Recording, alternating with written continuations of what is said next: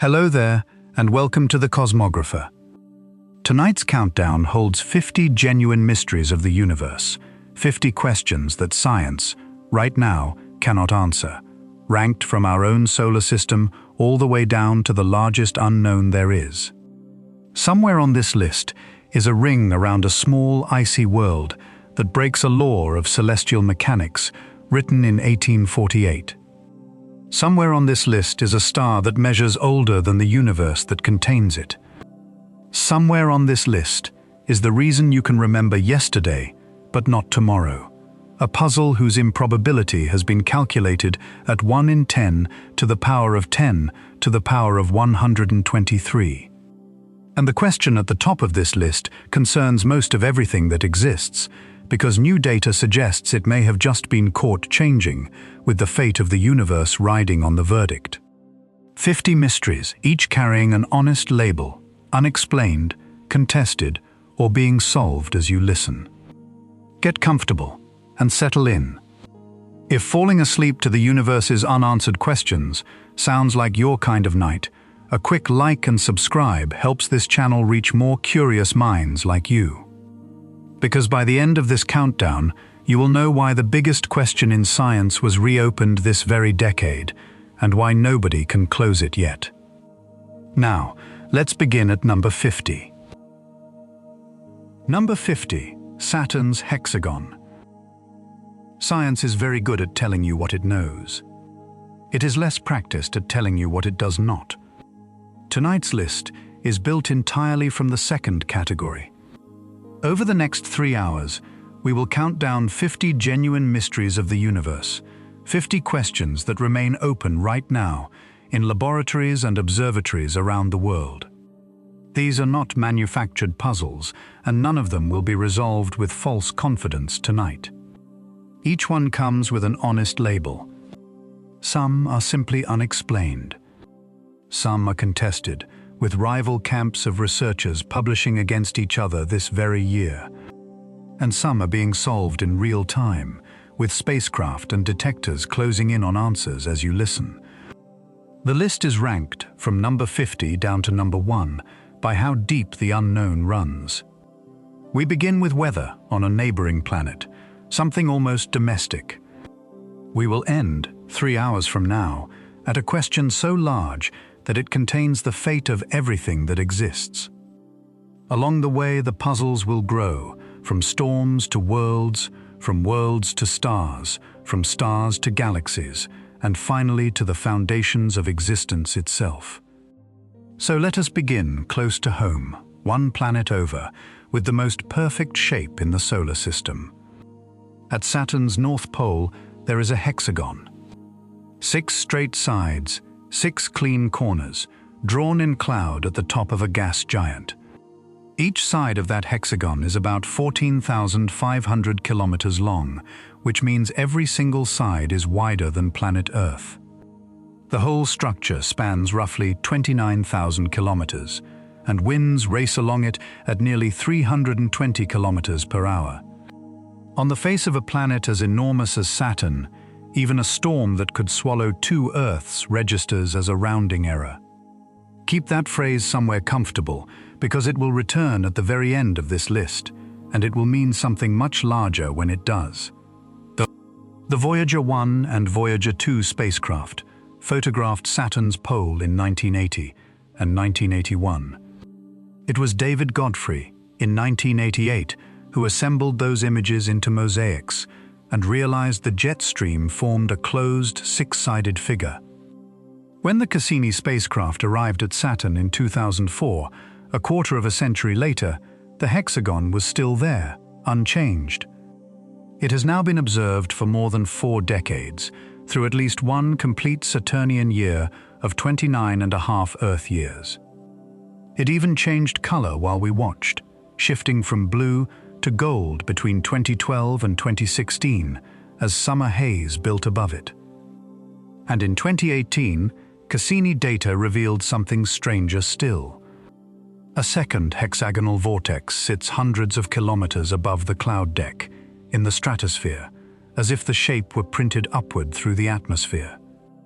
Cassini's arrival also settled a lingering doubt in the most elegant way possible. When the spacecraft reached Saturn, the North Pole was tilted away from the Sun, far into its 15-year winter night, and ordinary cameras could see nothing there. So the mission turned to thermal imaging and mapped the pole by its own heat, and the hexagon was there in the darkness, 6 sides glowing in infrared, running through the decades of winter without an audience. A storm that persists through 15 years of unbroken night is not being maintained by sunlight in any simple way. Whatever holds those corners in place works from below. Spinning tanks of fluid in laboratories can produce polygonal jet streams, so the basic physics is not magic. A wavy jet stream can lock into a standing pattern. But nobody can explain why this one has held its shape for at least 40 years, why it settled on 6 sides rather than 5 or 7, and why Saturn's south pole has nothing like it, only an ordinary circular hurricane. The most geometrically perfect storm we know of is also a standing reminder that weather, the one branch of science we consult every morning, stops making sense 2 planets over. This one is labeled unexplained, in its stability and in its symmetry. And if a shape that has lasted 40 years seems strange, 1 planet inward there is a storm that has been misbehaving for centuries. Number 49. The Great Red Spot's Impossible Age. Jupiter's Great Red Spot is the most famous storm in the solar system, and we do not know how old it is. Astronomers have watched it continuously since 1878. Before that, Giovanni Cassini recorded a permanent spot on Jupiter from 1665 to 1713. If those 2 spots are the same storm, it has been raging for more than 3.5 centuries. But a study published in 2024, comparing centuries of historical drawings, argued that Cassini's spot probably faded away, and that the storm we see today formed later, perhaps around 1831. Think about what that means. We have a continuous professional record of the most conspicuous feature on the largest planet, and we still cannot say whether it is 200 years old or 360. Either answer is absurd by Earth standards. Our most powerful hurricanes exhaust themselves in weeks because land and friction tear them apart. Jupiter has no land, and the Great Red Spot feeds on smaller storms that drift into it. Even so, computer models say a vortex like this should have decayed long ago. It has not. In the late 1800s, it measured about 40,000 kilometers across, room for 3 Earths side by side. Today, it is roughly 16,000 kilometers across, barely wider than 1 Earth, and it is still shrinking. In 2019, amateur astronomers watched enormous red streamers peel away from its edge, as if the storm were unraveling in public. The Juno spacecraft, orbiting Jupiter since 2016, measured its routes reaching 300 to 500 kilometers below the clouds. Juno's depth measurement deserves a moment of contemplation, because it reframed what the Great Red Spot actually is. 300 to 500 kilometers of vertical structure means the storm's roots reach dozens of times deeper than Earth's entire atmosphere is thick. We had been thinking of it as a whirlpool painted on the cloud tops. It is closer to a column, a rotating structure taller than the distance from the ground to the International Space Station, wearing its famous red face only at the very top. There is one more layer to this mystery, and it is chemical. Nobody knows why the Great Red Spot is red. The precise compounds that give it that brick and salmon color have never been identified. So the storm's age is unknown, its longevity is unexplained, its color is unexplained, and its future is an open question. It may stabilize at a smaller size, or the last generations to see it may already be alive. And beneath that shrinking storm, Jupiter is hiding something stranger. The planet may have no heart at all. Number 48. Jupiter's missing heart. Every textbook drawing of Jupiter shows the same thing at the center: a dense, compact core of rock and ice, about 10 Earth masses, with clean layers stacked above it. That picture came from formation theory. A young giant planet, the story goes, first assembles a solid heart, and then that heart's gravity pulls down an ocean of hydrogen. When the Juno spacecraft began orbiting Jupiter in July of 2016, one of its jobs was to weigh that core by measuring tiny variations in the planet's gravity as it skimmed the cloud tops. Juno found that the tidy core does not exist. Instead of a compact heart with a clean edge, the heavy elements are smeared through the inner half of the planet, blended gradually into the surrounding metallic hydrogen. Planetary scientists call it a dilute core, or more casually, a fuzzy one. It is as if you cut into a peach expecting a pit and found the stone dissolved through half the fruit. One proposed explanation is violent. A planetary embryo of roughly 10 Earth masses may have struck young Jupiter head-on, shattering the original core and stirring it into the interior. Another possibility is slow erosion, the core gradually dissolving upward over billions of years. Then it happened again. In the final orbits of the Cassini mission, scientists used Saturn's own rings as an instrument. Waves in the rings respond to oscillations far inside the planet, a technique called ring seismology, and in 2021 it revealed that Saturn's core is fuzzy too, spreading across roughly 55% of the planet's radius. Both of our giant planets, examined closely, have interiors that formation theory did not predict. Either giant impacts were routine in the early solar system, or gas giants are built by a process we have not understood. The two largest worlds we own are, on the inside, strangers. This one is labeled unexplained. Saturn's interior is not even its most famous puzzle. Its signature feature, the one every child draws, may be gone tomorrow, cosmically speaking. Number 47. Saturn's rings should not be here. In its final months, in 2017, the Cassini spacecraft did something no mission had attempted. It threaded the gap between Saturn and its rings 22 times, close enough to weigh the rings by their gravitational pull. The answer came out near 15 billion kilograms. That sounds enormous, and it is, but it is only about 40% of the mass of Mimas, one of Saturn's smaller moons. The rings, for all their grandeur, are a lightweight structure, and that low mass carries an uncomfortable implication about their age. Here is the logic. Space is dusty. Micrometeoroids rain onto the rings at a known measurable rate, and that infalling material is dark. The longer the rings exist, the dirtier and darker they should become. But Cassini found them bright, made of remarkably clean water ice. Combine the cleanliness with the low mass, and the arithmetic points to rings between roughly 10 million and 400 million years old. Saturn itself is 4.5 billion years old. If the young age is right, Saturn spent 90% or more of its history without its rings. They may have appeared while dinosaurs walked this planet. The Tyrannosaurus missed them by nothing, in cosmic bookkeeping. To appreciate what a strange result this was, remember what the rings meant to the people who first saw them. Galileo, in 1610, could not resolve them at all, and wrote in bafflement that Saturn appeared to have ears. Christiaan Huygens worked out the ring geometry in 1655.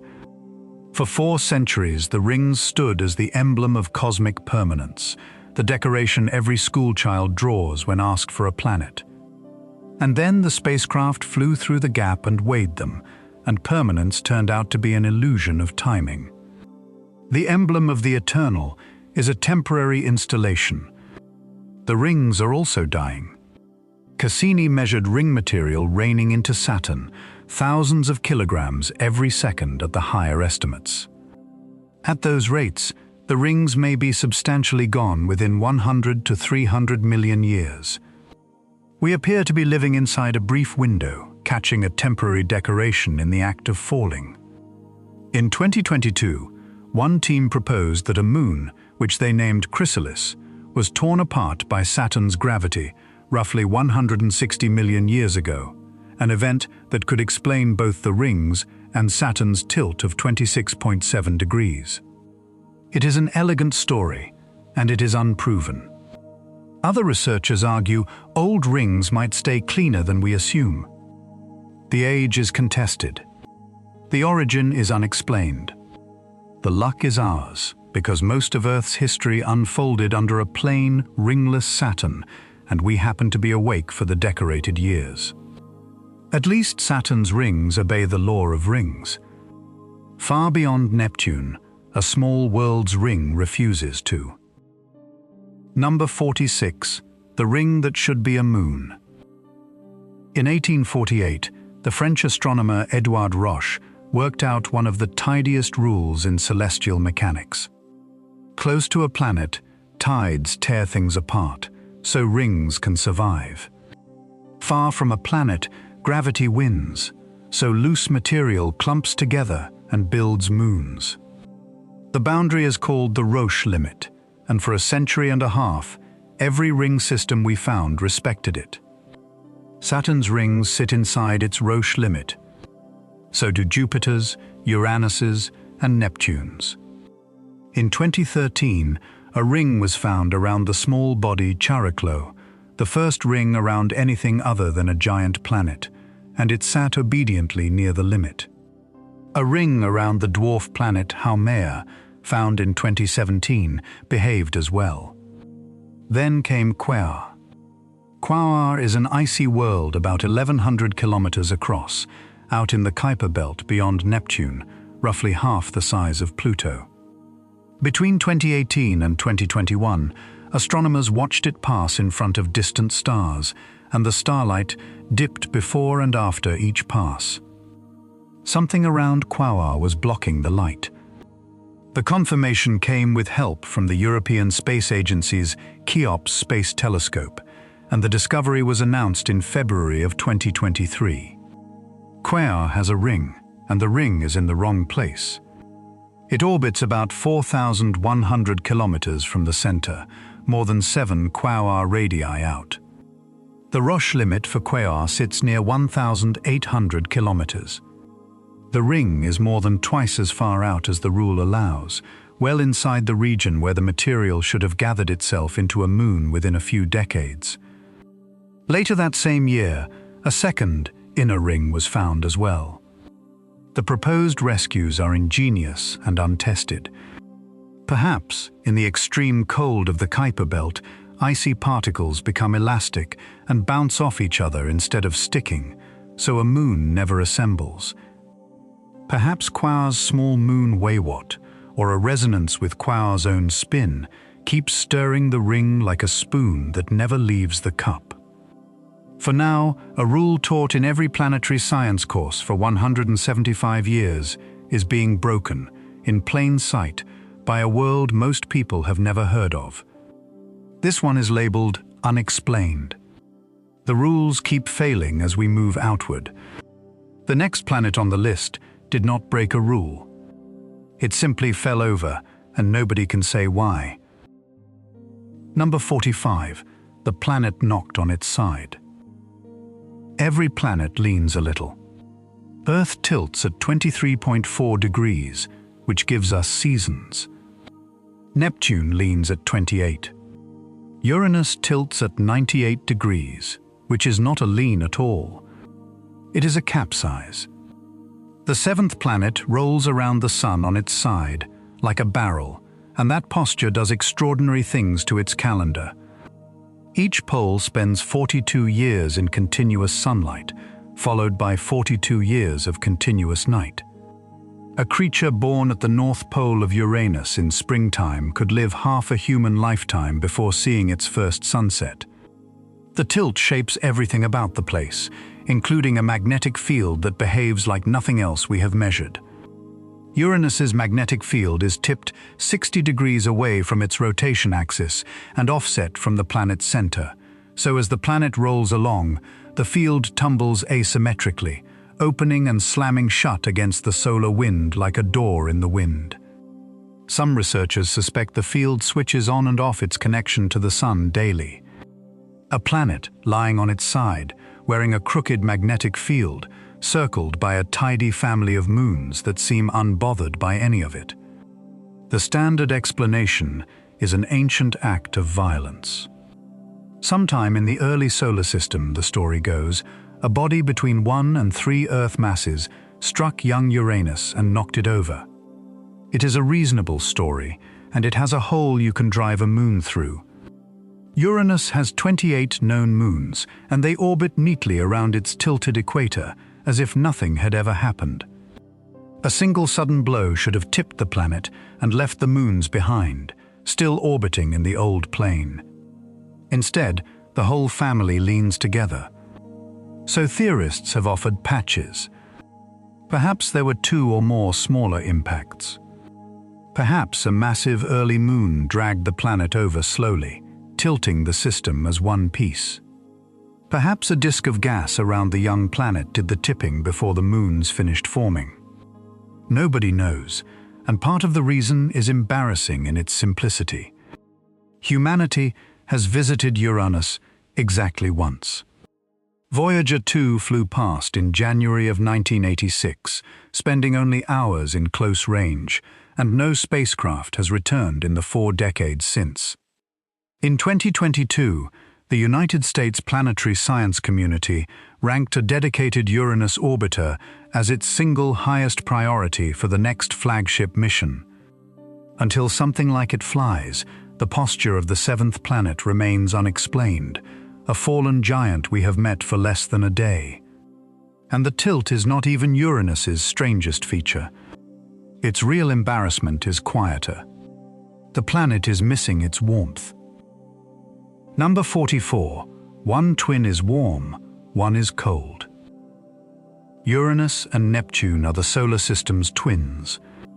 They are nearly the same size, nearly the same mass, and built from the same mix of ice and rock and gas. Twins should behave alike. These two do not, and the difference runs right through their hearts. Every giant planet still carries heat left over from its formation, and that heat leaks out slowly over billions of years.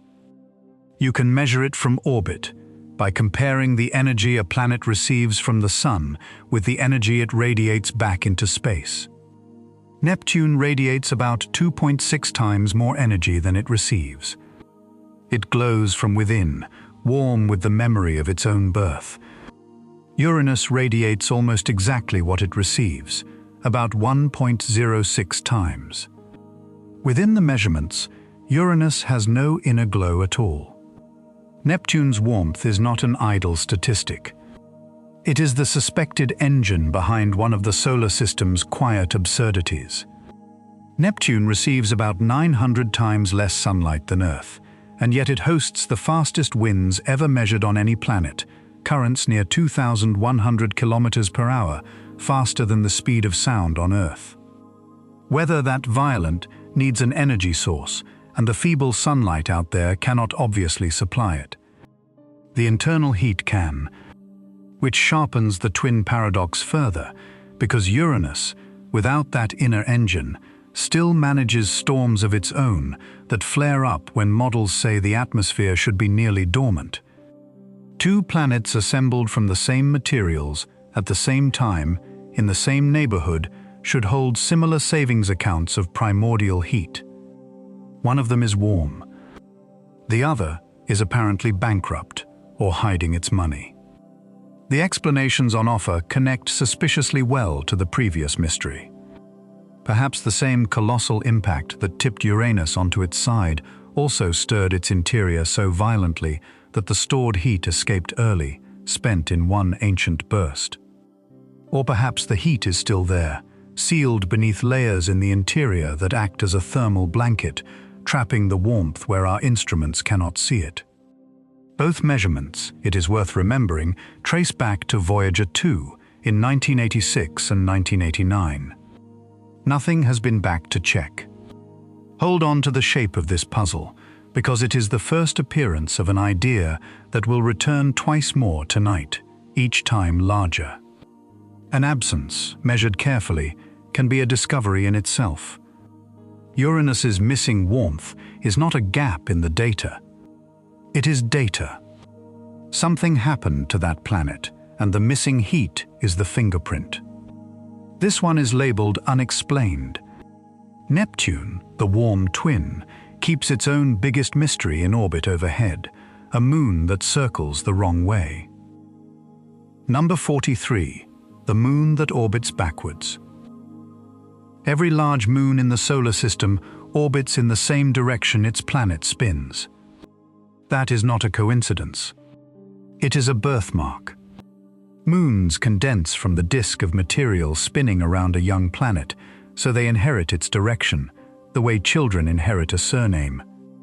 Triton, the largest moon of Neptune, orbits backwards.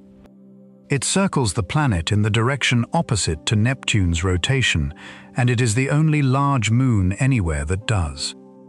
Triton cannot have been born there.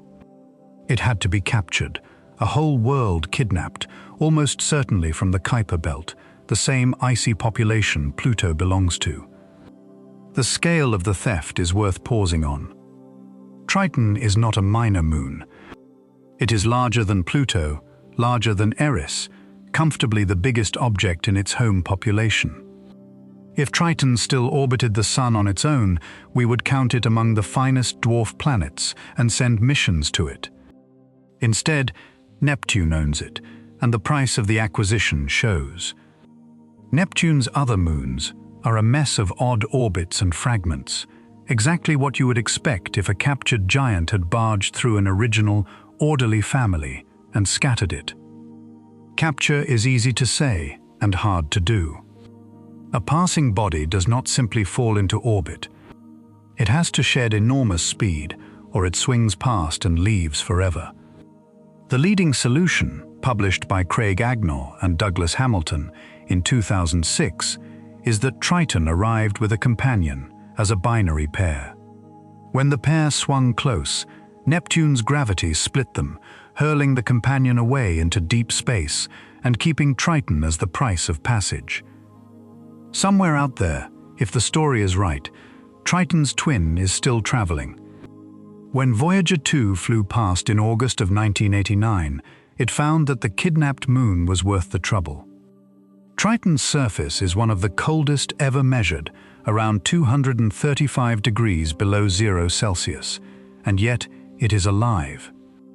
Voyager photographed geysers of nitrogen erupting 8 kilometers high, dark plumes drifting downwind over a landscape dimpled like the skin of a cantaloupe, a terrain seen nowhere else in the solar system. The surface is nearly free of craters, which means it is young, continuously repaved. What powers all that activity on a moon that cold is unresolved? Sunlight soaking through translucent ice might drive the geysers like greenhouses. Or there may be heat inside, possibly even a buried ocean. And Triton is living on borrowed time.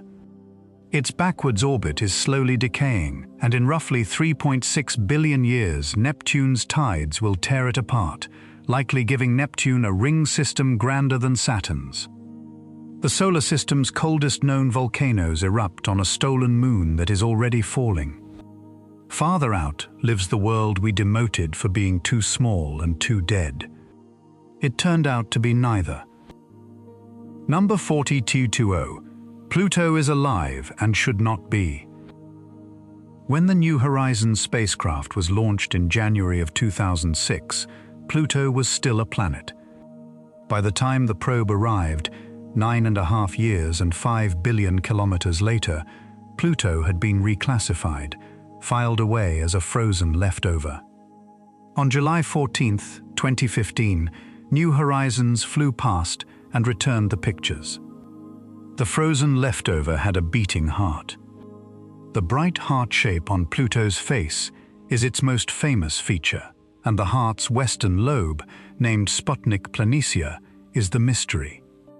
It is a plain of nitrogen ice the size of Texas, and it carries not one single impact crater.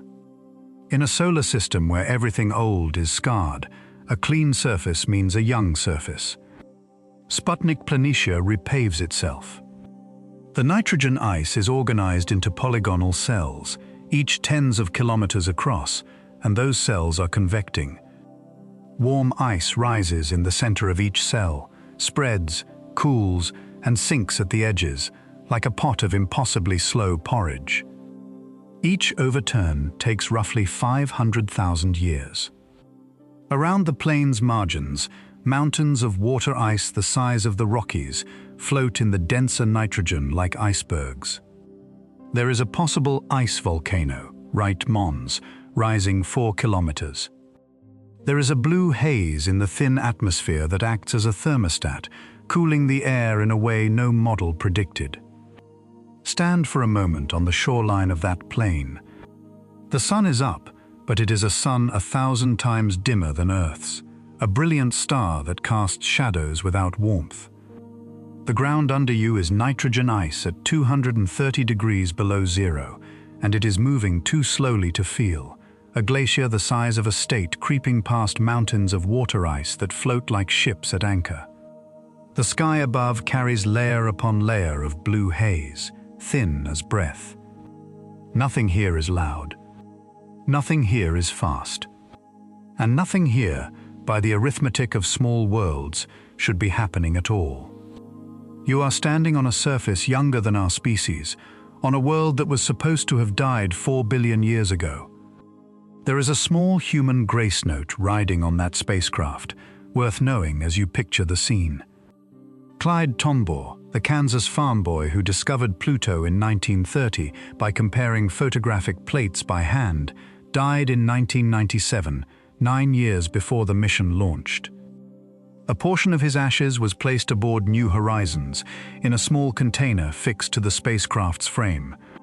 The man who found Pluto as a speck of light flew past it as a passenger, 5 billion kilometers from the farm where he ground his first telescope mirrors, and his ashes are now on their way out of the solar system entirely.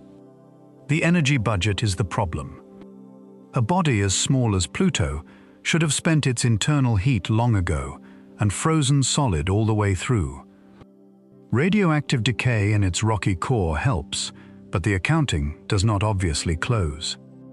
Stranger still, the heart sits almost exactly opposite the tidal axis facing Pluto's large moon Charon, which is statistically suspicious.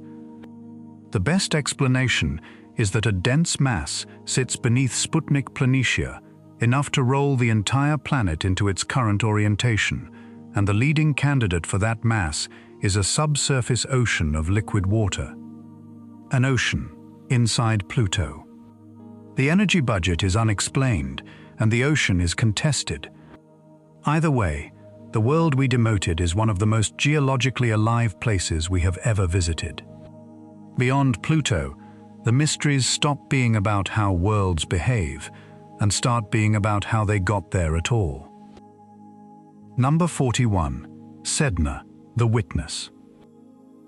On November 14, 2003, Mike Brown, Chad Trujillo, and David Rabinowitz found a faint red point of light moving slowly through the constellation Cetus. They named it Sedna, after the Inuit goddess of the cold ocean.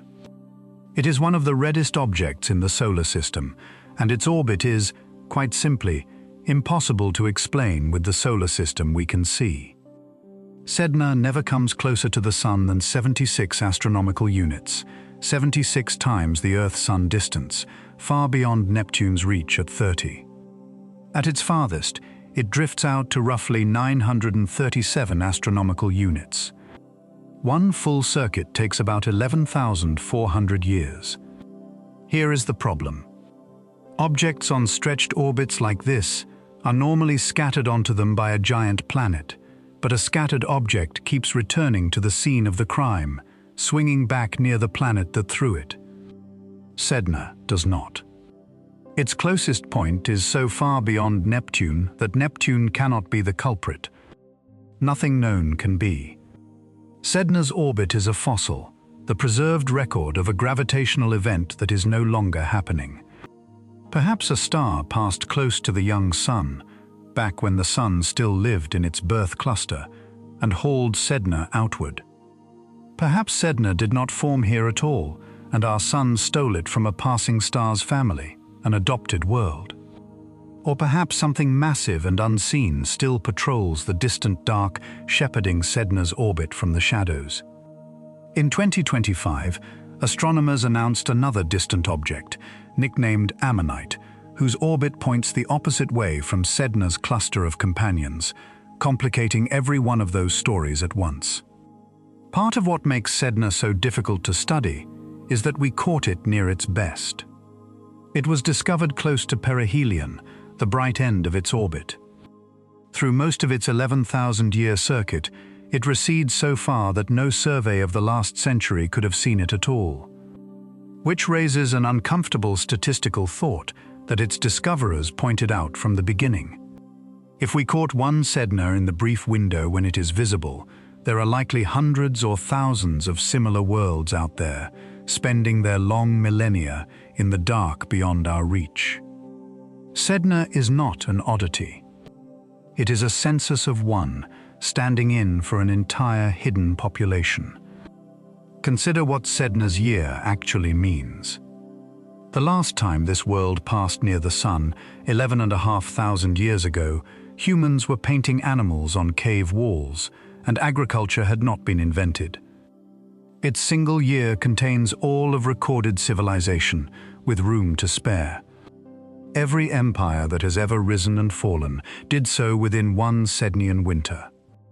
And now, in the only length of its year we will ever witness, it is coming back. Sedna reaches perihelion, its closest approach, in 2076. A once-in-11 millennia event is scheduled within a single human lifetime, and telescopes are already watching it approach. Something happened at the edge of our solar system, long ago, and Sedna is the only witness still talking. We have not yet learned its language. Closer to home, even Mars keeps a secret. Two of them, in fact, in the wrong orbits. Number 40, the wrong moons of Mars. Mars has two moons, Phobos and Deimos, and they are liars. Look at them up close, and they tell one story. Both are small, lumpy, and dark, rich in carbon, resembling nothing so much as asteroids that wandered in from the nearby belt. For decades, capture was the obvious answer. But look at their orbits, and they tell the opposite story. Captured objects should circle at random angles, on stretched, tilted paths, the way a netted fish thrashes. Phobos and Deimos move in nearly perfect circles, directly above Mars's equator, exactly where moons sit when they form in place from a disk of debris. The appearance says capture. The choreography says homegrown, probably from wreckage blasted into orbit by a giant impact on young Mars, a small-scale rehearsal of the collision that made our own moon. Phobos adds urgency to the question, because Phobos is falling. It orbits so low that it circles Mars 3 times in a single Martian day, and tides are dragging it down by about 1.8 meters every century. In roughly 40 to 50 million years, it will drop too low, and Mars's gravity will tear it into a ring. Its surface already looks anxious. Long parallel grooves stripe the little moon, and researchers still argue whether they are stretch marks from the tides, tracks from boulders rolling away from the great crater Stickney, or chains of small impacts. The tiebreaker is on the calendar. Japan's space agency is preparing a mission called MMX, Martian Moons E-Exploration, designed to land on Phobos, collect a sample, and bring it back to Earth in the early 2030s. Rock from an asteroid and rock from Mars look completely different in a laboratory. This mystery is labeled being solved in real time, and the answer is a round trip away. 60 years of spacecraft at Mars, and we still cannot say where its 2 small companions came from. The planet they orbit carries a bigger scar and a bigger question. Mars itself is split in two. Number 39, the two-faced planet. If you could hold Mars in your hands and turn it, you would notice the strangest thing about it within seconds. The southern hemisphere is high, ancient, and battered, crusted with craters and standing kilometers above the reference level. The northern hemisphere is low, smooth, and young-looking, an immense sunken plain with hardly any craters at all. The elevation difference runs 3 to 6 kilometers. The crust itself is about 58 kilometers thick in parts of the south, and closer to 32 under the northern lowlands. One planet, wearing two entirely different faces, divided along a boundary that circles the whole globe. Scientists call it the crustal dichotomy, and it is one of the oldest features on Mars, dating back to the planet's first few 100 million years. Two explanations have fought over it for decades. The first is a single blow of almost unthinkable size. In this scenario, an object perhaps 1,900 kilometers across, half the size of our moon, struck young Mars at an angle. The entire northern lowland, on this theory, is one impact scar, the Borealis Basin. If that is true, it is the largest impact structure known anywhere in the solar system, so large that we walked past it for a century without recognizing it as a crater, because it is not on Mars so much as it is half of Mars. The second explanation works from below. Lopsided convection in the young mantle, rising under one hemisphere and sinking under the other, could have thickened the southern crust from beneath, no impact required. NASA's InSight lander listened to Marsquakes from 2018 to 2022 and measured the crust's thickness with real seismic data, sharpening the numbers without crowning a winner. The verdict matters for more than geology. The northern lowland is the basin where an ancient Martian ocean would have pooled, if there was one. Whether early Mars had a northern sea and whether anything ever lived in it depends partly on which of these two stories is true. This one is labeled contested. The next world's mystery is not its shape. It is that its fuel gauge reads full when it should read empty. Number 38, Titan's methane clock. Titan, Saturn's largest moon, is the only world besides Earth with standing liquid on its surface. It has rivers that carve canyons, rain that falls in slow, fat drops, coastlines, and seas. The largest sea, Kraken Mare, is estimated to run deeper than 300 meters in places. All of it is liquid methane and ethane at 179 degrees below zero, under a smoggy orange atmosphere half again as thick as Earth's. Titan is a complete working weather system built on a different chemistry, and it should not exist. The problem is the clock. High in Titan's atmosphere, sunlight destroys methane. Ultraviolet light breaks the molecules apart permanently, converting them into heavier compounds that drift down as haze. The destruction rate is known, and it implies Titan's atmospheric methane should be entirely gone within 10 to 30 million years. Titan is 4.5 billion years old. 10 million years against 4.5 billion is a rounding error of time. Either we happen to be watching Titan during a rare temporary methane season, which would be a remarkable coincidence, or something inside the moon is refilling the tank, and the Cassini mission found little clear evidence of the ice volcanoes that might do the refilling. Methane could be seeping from buried reservoirs, or escaping from cage-like ices called clathrates, or venting in occasional belches between long droughts. Nobody knows. We have touched this world once, and the touch deserves remembering. On January 14, 2005, the European Huygens probe, carried to Saturn by Cassini, parachuted for 2.5 hours through Titan's orange smog and landed on what turned out to be a damp stream bed strewn with rounded pebbles of water ice, rocks shaped by flowing liquid on a world where the liquid is methane. It remains the most distant landing in human history, and the probe transmitted from the surface for about 70 minutes before falling silent.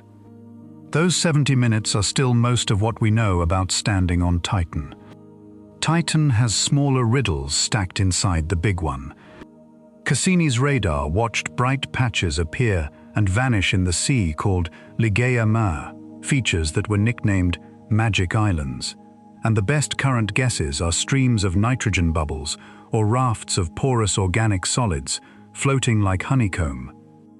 To read the fuel gauge properly, NASA is sending a nuclear-powered rotorcraft called Dragonfly, scheduled to launch in 2028 and to fly from dune to dune across Titan in the 2030s. Until then, the only other world with rivers runs on a supply of unknown size from a source no one has found. This one is labeled Unexplained. Closer to the Sun waits Earth's twin, and it spins the wrong way, so slowly that its day outlasts its year. Number 37. The planet that spins backwards. Venus is the planet most like Earth in its vital statistics. It is 95% of Earth's diameter, 82% of its mass, assembled from the same materials in the same neighborhood of the same disk. It is the closest thing our planet has to a twin, and somewhere in the last 4.5 billion years, the twins' paths split absurdly. Venus rotates backwards. On Venus, the Sun rises in the west and sets in the east. And the rotation is not just reversed, it is nearly stopped. Venus takes 243 Earth days to turn once, while it circles the Sun in only 225. Its day is longer than its year. It is the only planet in the solar system where that is true. The slowness itself does strange work. Because Venus turns so gradually against its own orbit, the Sun's apparent journey across the Venusian sky, from western sunrise to eastern sunset, takes 117 Earth days. A single afternoon lasts weeks. And Venus achieves all of this with almost no tilt, standing nearly upright in its orbit, so it has no seasons at all, just one endless, uniform, crushing day proceeding at a pace that would drive any calendar maker to despair. Two histories could produce that spin, and we cannot tell them apart. In the first, Venus was struck early and hard, and the blow flipped it entirely, so that it now rotates upside down in the technical sense, its original spin preserved but inverted. In the second, no single catastrophe was needed. Venus's atmosphere is a monster, 90 times the mass of Earth's, and the Sun's heat drives tides within it, waves of pressure that push against the solid planet century after century. Over billions of years, that atmospheric drag could have braked Venus's original spin through zero and slowly reversed it, a planet capsized by its own weather. The atmosphere is certainly strong enough to shove the planet around, because we have watched it happen.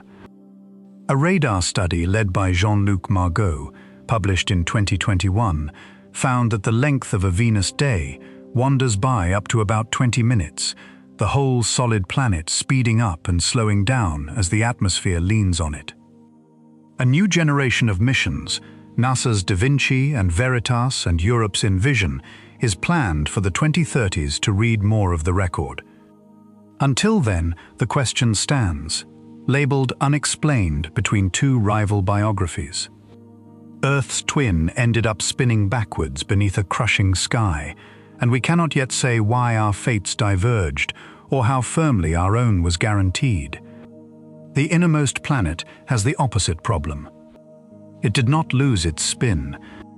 It lost nearly everything else. Number 36. The planet that is mostly core. Mercury, the smallest and innermost planet, is a cannonball with a paint job. Its metallic core reaches out to about 85% of the planet's radius. Wrapped around that enormous ball of iron is a rind of rocky mantle and crust, just a few hundred kilometers thick. For comparison, Earth's core occupies barely more than half our planet's radius. Mercury is, proportionally, the most metal planet known, and that is a problem, because a planet forming at Mercury's distance, from the ordinary dust of the young sun's disk, should have collected far more rock. Something removed Mercury's mantle, or prevented it from ever gathering. The classic answer was a giant impact, a collision that blasted away the rocky outer layers and left the iron behind. Then a spacecraft checked, and the story failed an important test. NASA's Messenger orbited Mercury from 2011 to 2015, and its instruments found the surface rich in volatile elements, potassium and sulfur among them, substances that boil away easily. A catastrophic, planet-melting impact should have cooked those elements off. Their survival suggests Mercury was never flash-heated that way. So the alternatives multiplied. Perhaps Mercury was the bullet rather than the target, striking a larger world in a grazing hit-and-run and losing its mantle to the other body. Perhaps the sorting happened before the planet even formed, with iron grains near the young sun clumping preferentially, herded by heat and magnetism into a metal-rich zone.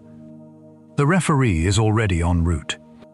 Bepi Colombo, a joint European and Japanese mission, has been flying past Mercury repeatedly and is scheduled to settle into orbit in late 2026, where it can weigh the planet's interior far more precisely. For now, every scenario contradicts at least one measurement, and the biography of the innermost planet is missing its opening chapter. This one is labeled contested. And then there is the planet we know best of all, carrying the most personal mystery on tonight's list. Nobody can fully explain where your next glass of water came from. Number 35. Where Earth's water came from. Earth formed in the wrong place for oceans. Our planet assembled inside what astronomers call the snow line, the boundary in the young solar system beyond which water could freeze onto dust grains and be gathered up. Inside that line, where Earth grew, the young sun's heat should have kept water as vapor, too flighty to be collected in bulk. And yet you have almost certainly had a drink of water today. 70% of this planet's surface is covered in the substance it was not supposed to have. Where did it come from? The honest answer, after decades of work, is that we still cannot finish the story. The investigation runs on a fingerprint called the deuterium ratio, the proportion of heavy hydrogen atoms to ordinary ones in a sample of water. Different neighborhoods of the solar system stamped different ratios into their ice, so the ratio works like a birth certificate. Ocean water matches the water bound inside carbonaceous asteroids remarkably well. Comets, long the romantic favorite, mostly fail the test. When Europe's Rosetta spacecraft measured the water of Comet 67P in 2014, it found a deuterium ratio about 3 times higher than Earth's oceans. Whatever filled our seas, it was mostly not that. The sheer quantity being explained deserves a number. Earth's oceans hold about 1.4 billion cubic kilometers of water, and there is likely as much again, or more, bound up in the rocks of the mantle. All of it needs a source, and the ledger has to balance not just in volume, but in that fingerprint, arriving with exactly the deuterium ratio we swim in today. A few comets have matched, the comet Hartley, 2 among them, which keeps the comet family from being dismissed entirely, but the family as a whole tests wrong. Then the story turned inward.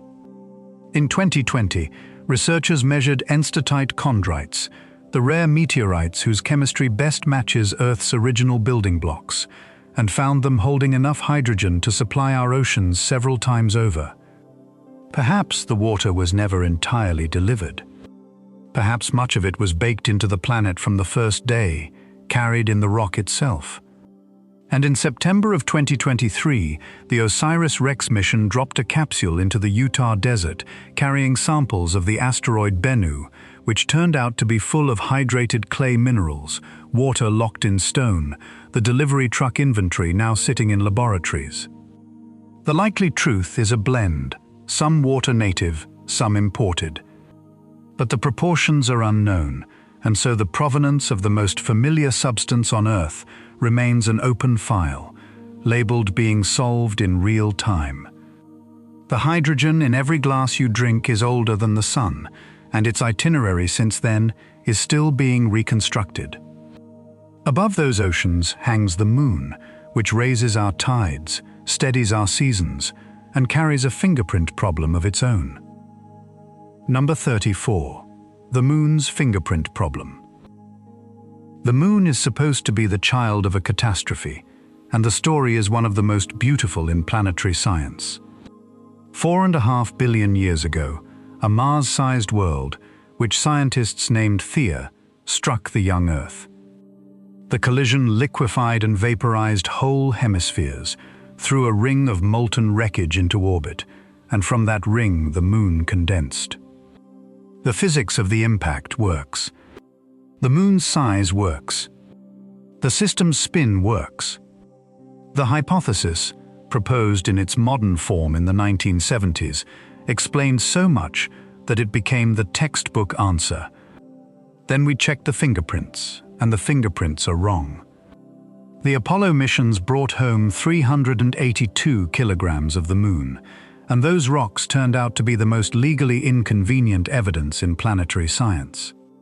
Every world carries a distinct isotopic signature, the precise ratios of oxygen and titanium atom varieties baked in by where it formed. Mars has its own signature. Asteroids each have their own. The signatures are so distinctive that a laboratory can identify a meteorite's home from a fragment. According to the simulations, most of the moon's material should have come from Theia, the impactor, so lunar rock should carry Theia's signature. Instead, to the limits of measurement, moon rock is identical to Earth rock. In oxygen and in titanium, the moon reads as a piece of us, as if Theia had never been there at all. It is hard to overstate how strict this evidence is. Oxygen comes in 3 stable varieties, and their ratios in a rock are measured to parts in a million. On a chart of those ratios, every solar system body plots on its own line, and the lines are cleanly separated. Mars sits apart from Earth. Every asteroid family sits apart from both. The moon sits exactly, precisely, on Earth's line, as if the chart had been drawn with one body too few. Planetary scientists have called it the isotopic crisis, which is strong language for people who measure parts per million for a living. The rescues are creative. Perhaps the impact was so energetic that Earth and Theia vaporized into a single spinning cloud of rock vapor, a structure called a synestia, mixing completely before the moon rained out of it. Perhaps Theia simply formed so close to Earth that the two carried the same signature from birth. And in 2023, a team proposed something haunting. 2 continent-sized blobs of unusually dense material sit far down in Earth's mantle, one beneath Africa, one beneath the Pacific, and their models suggest these could be pieces of Theia itself, swallowed whole and resting 4,000 kilometers beneath your bed. None of the rescues has been confirmed. The moon over your window tonight is the child of a collision whose other parent we cannot identify. This one is labeled contested. Everything so far assumes the solar system simply holds together while we study it. That assumption deserves a closer look, and the look is unsettling. Number 33. Is the solar system stable? Isaac Newton, having written the laws that govern the planets, privately doubted they could keep their arrangement forever and wondered whether occasional divine maintenance was required. A century later, Pierre-Simon Laplace believed he had proven mathematically that the solar system runs like a self-correcting clock, stable for eternity, no maintenance needed. For 200 years, Laplace's serenity was the official position. The modern answer, computed rather than assumed, sits uncomfortably in between. The mathematics of many bodies pulling on each other is chaotic. Tiny differences in starting conditions grow, double and compound, until prediction dissolves. For the solar system, the horizon of predictability, the so-called Lyapunov time, is roughly 5 million years. Beyond about 100 million years, we cannot know where the planets will be in their orbits, not because our computers are weak, but because the mathematics forbids it in principle. So astronomers do the only honest thing. They run the solar system forward thousands of times, each run differing by less than a millimeter in a planet's starting position, and they count the outcomes.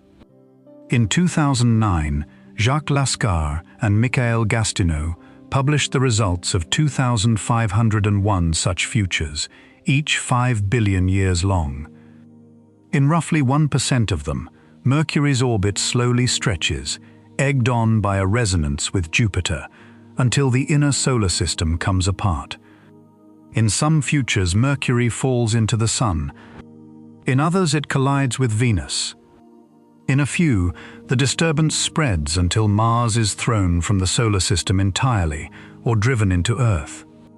The way chaos operates here is worth savoring, because it is not randomness. Every step of the simulation follows Newton's deterministic laws exactly. The problem is sensitivity. Move Mercury's starting position by less than the width of your hand, and 5 billion simulated years later, the inner solar system can end in serene stability in one run and in planetary collision in another. The information needed to distinguish those futures is smaller than any measurement can capture. Determinism survives. Prediction does not. 1%, spread over 5 billion years, is no cause for anxiety on any human timescale, and it is worth saying so plainly. But the philosophical furniture has been rearranged. The clockwork solar system we were promised does not exist.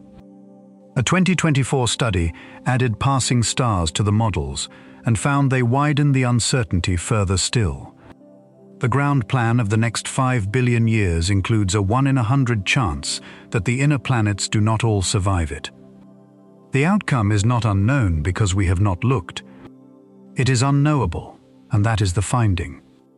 And if our solar system does hold together, it remains a strange survivor, because the census of other systems says ours is the odd one out. Number 32. Why our solar system looks like no one else's. For all of human history until 1995, we knew exactly one planetary system, and we reasonably assumed it was typical. Then the Kepler Space Telescope spent 9 years staring at one patch of sky, watching for the tiny winks of planets crossing their stars, and delivered the census. Thousands of systems, and the census returned a quiet embarrassment. The most common kind of planet in the galaxy is a world between Earth and Neptune in size, a super-Earth or a mini-Neptune. Our solar system, home of the only known astronomers, contains not a single one. The most ordinary product of planet formation is the one item missing from our shelves. The surprises began with the very first discovery.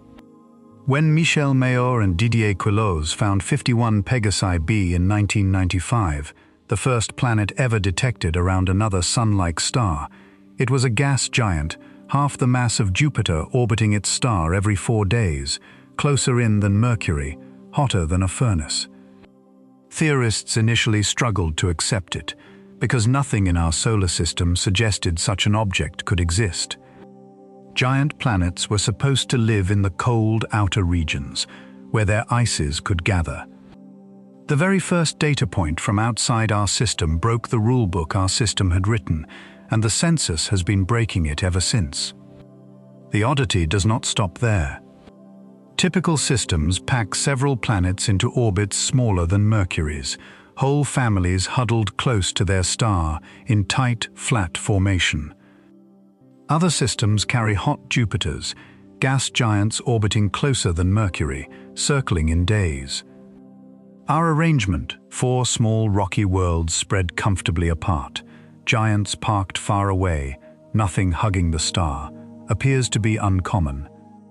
True analogues of our Jupiter, a cold giant on a wide, calm, nearly circular orbit, show up around only a minority of Sun-like stars. Why are we the exception? One suspect dominates the lineup, and it is our own largest planet. In the scenario called the Grand Tack, young Jupiter migrated inward through the early solar system, ploughing as close to the Sun as Mars's present orbit, scattering and starving the material that would have built super-Earths, before Saturn's gravity caught it and hauled it back out. On this theory, Jupiter's wandering is the reason Earth's neighborhood is quiet, and the reason you do not live under the gravity of a world 8 times Earth's mass. A related scenario, the NICE model, has the giant planets lurching into new orbits hundreds of millions of years later, rearranging the outer solar system. All of it is contested, and selection effects still cloud the census, because our telescopes find close-in planets more easily than distant ones. But the pattern has held for 30 years. The more systems we count, the more our home looks like the survivor of specific, contingent events that did not have to happen. Quiet neighborhoods may be rare, and everyone asking the question lives in one. At the center of this odd, quiet system burns its engine. The Sun holds 2 mysteries of its own, hiding in plain sight, and the first one begins just above its surface. Number 31. The Sun's atmosphere is hotter than the Sun. Hold your hands toward a campfire and step backward. It gets cooler. Every heat source humanity has ever built obeys that rule, and the Sun breaks it. The Sun's visible surface simmers at about 5,500 degrees Celsius. The corona, the wispy outer atmosphere that reaches above that surface, thinner than any vacuum we can make in a laboratory, burns at 1 to 3 million degrees. Walk away from the fire, and the temperature multiplies several hundred times. This is not a subtle effect at the edge of measurement. It is a furnace whose smoke is hotter than its flames, and after 8 decades, it remains one of the great unsolved problems in astrophysics. The mystery announced itself in disguise. During the eclipse of 1869, astronomers found a green emission line in the corona's light that matched no known element, and they did what the era always did. They proposed a new element and named it coronium. The truth, worked out by Walter Grotrian and Bengt Edlen between 1939 and 1941, was stranger than a new element. The green line came from iron, ordinary iron, with 13 of its electrons torn away. Stripping iron that bare requires temperatures around 2 million degrees. The corona was not made of something new. It was made of something familiar, in a state that made no sense. 2 suspects have survived every round of investigation since. The first is called nanoflares, proposed by the physicist Eugene Parker in 1988, a ceaseless crackle of tiny magnetic short circuits, millions per second across the Sun, each too small to see, together heating the corona the way a stadium of whispers becomes a roar. The second suspect is waves, Alfvén waves, vibrations traveling up the Sun's magnetic field lines like pulses along a plucked string, carrying energy from the churning surface and dissipating it high in the corona. Both mechanisms almost certainly operate. Whether either supplies enough heat is the question, and to answer it, humanity did something audacious. We built a spacecraft and threw it into the corona. Parker Solar Probe launched on August 12, 2018. On December 14, 2021, NASA announced that it had flown through the corona itself, inside the Sun's atmosphere, the first spacecraft ever to touch a star. On December 24, 2024, it made its closest approach yet, passing 6.1 million kilometers above the surface while moving at about 692,000 kilometers per hour, the fastest object our species has ever made. At that speed, you would travel from New York to Tokyo in under a minute. Ride with it for a moment. You are moving at 190 kilometers every second, and there is no sensation of speed, only the corona opening ahead like weather made of light. An 11-centimeter carbon shield stands between you and the star, holding its shadow over the instruments. Beyond its edge, plasma streamers the length of planets' orbits drift past in silence, pale architecture rooted somewhere below in the boiling surface. The magnetic field flexes around you, and the spacecraft rides it, sampling, counting, timing, doing patient arithmetic inside a furnace. Nothing out here is solid. Nothing casts an ordinary shadow. The temperature of the thin gas around you is over 1,000,000 degrees, and yet the shield barely warms because the corona is so tenuous that its ferocious heat has almost nothing to push against you.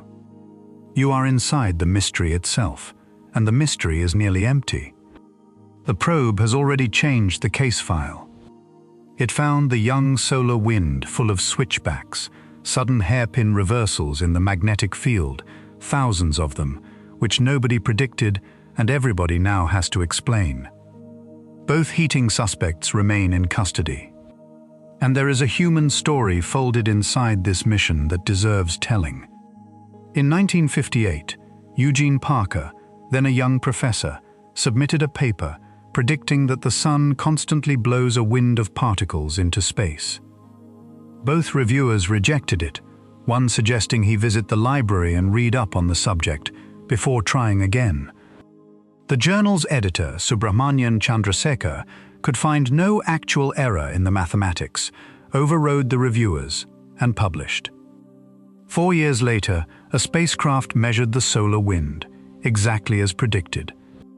60 years after that, NASA named the solar probe after him, the first time the agency ever named a mission for a living person. Parker, aged 91, sat in the Florida darkness in August of 2018 and watched his heresy leave the planet. He died in March of 2022, while his namesake was mid-mission, still calling home from inside the corona, still testing the idea the reviewers had dismissed. Few scientists ever lived to see their vindication fly. This mystery is labeled being solved in real time, and the solving is happening 11 centimeters behind a carbon shield. The corona is the Sun's first mystery. The second is a clock, and the unsettling thing about this clock is that it once stopped for 70 years. Number 30. The Sun's hidden clock. In 1826, a German pharmacist named Heinrich Schwabe began searching for a planet inside Mercury's orbit. His method was patience. Day after day, he recorded every dark spot on the Sun's face, hoping to catch the silhouette of the hidden planet crossing it. He never found his planet. Instead, after 17 years of daily counting, he found something nobody was looking for. The number of sunspots rises and falls in a cycle of roughly 11 years. Quiet sun, busy sun, quiet again, over and over. It was one of the great accidental discoveries in astronomy, made by an amateur who was meticulously wrong about what he was looking for. The cycle turned out to be magnetic. George Ellery Hale later showed that sunspots are knots of intense magnetism and that the Sun's entire magnetic field flips polarity each cycle, north becoming south, so the full return takes about 22 years.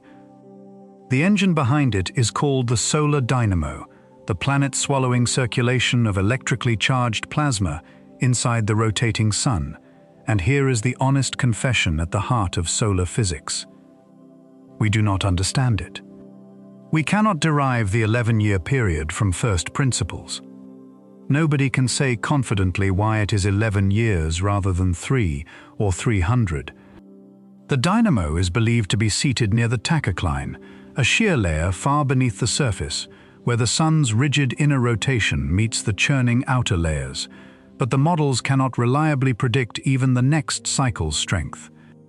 Solar cycle 25, forecast in 2019 to be weak, has run considerably stronger than the official prediction, to the mild embarrassment of the forecasters. The forecasting failures would be comfortably academic if the sun's moods stayed on the sun. They do not. The strongest solar storm on record, the Carrington event of September 1859, set telegraph offices sparking and pushed auroras to the tropics, and it arrived during an unremarkable cycle. A storm of that class striking today's civilization, with its power grids and satellite constellations and navigation systems, is a scenario governments now formally plan against. In July of 2012, a coronal eruption of roughly Carrington scale crossed Earth's orbit, passing through the position our planet had occupied 9 days earlier. The near miss went almost entirely unreported. We live at close range to the machine whose schedule we cannot read. And once, the clock stopped. From 1645 to 1715, through 70 years of careful telescopic observation, sunspots nearly vanished. Decades passed with almost none at all. Astronomers of the era recorded the absence faithfully without knowing it mattered. We call it the Maunder minimum, and we do not know what caused it, why it lasted 70 years, or what restarted the cycle. Those decades coincided with some of the coldest winters of Europe's so-called Little Ice Age, a coincidence still debated and best left labeled as exactly that, a coincidence under investigation. The practical stakes are not small. Satellite fleets, power grids, and astronauts all live downstream of this clock's moods. The mechanism is unread, the interruptions unpredicted, and the next stoppage, if one comes, will arrive unannounced. This one is labeled unexplained. With the sun's 2 mysteries counted, we leave the solar system behind. The first stop among the stars is an old man of the galaxy, a star that appears, on paper, to be older than the universe that contains it. Number 29. The star, older than the universe. About 190 light-years away, in the constellation Libra, there is a faint star you can find with a decent pair of binoculars. It is called HD 140283, and it carries the nickname Methuselah, after the longest-lived figure in Scripture. In 2013, a team led by the astronomer Howard Bond used precise distance measurements from the Hubble Space Telescope to work out its age, and the number that came back should not have been possible. 14.46 billion years, with an uncertainty of about 0.8 billion. The universe is 13.8 billion years old. Taken at face value, the star is older than everything, older than the first galaxies, older than the elements in its own neighborhood, a resident older than the building. Nobody seriously believes the star predates the universe. The interesting question is why our best measurements keep flirting with the impossible. Methuselah is a genuine relic, that much is certain. Its iron content is less than 1/250th of the Sun's, which marks it as a member of the second stellar generation ever born, formed from gas barely seasoned by the first stars. It has been burning since the universe's childhood. Later analyses, using improved distances from the Gaia mission, pulled the age estimate down toward 12 to 13.5 billion years, and the error bars now overlap the age of the universe. But they overlap uncomfortably, and different stellar models still disagree with each other by 1 billion years, which is a long time to misplace. It helps to understand where a stellar age even comes from, because you cannot carbon date a star. An age is the output of a model. Astronomers measure the star's brightness, temperature, composition, and distance, then ask their equations of stellar evolution how long an object with those properties must have been burning. Every input carries uncertainty, and the distance matters most of all, which is why the Hubble parallax in 2013 and the Gaia refinements afterward kept moving the answer. Methuselah's age has never been a single stubborn number. It is a negotiation between measurements, and the negotiation keeps landing uncomfortably close to the age of everything. There is a precedent that keeps astronomers respectful of this tension. In the 1990s, the oldest star clusters in the galaxy stubbornly measured older than the universe as then calculated, and the paradox was resolved only when dark energy was discovered and the universe's age was revised upward. The last time stars argued with the cosmic clock, the stars were right. Methuselah is almost certainly a case of measurement limits rather than broken cosmology. Almost? It remains a star older than it has any right to be, and that phrase is worth keeping in your pocket because later tonight it will apply to things much bigger than stars. This one is labeled contested, a standing dare to stellar physics. The next star did not outlive the universe. It did something stranger. It survived its own execution. Number 28, the explosion that forgot to kill its star.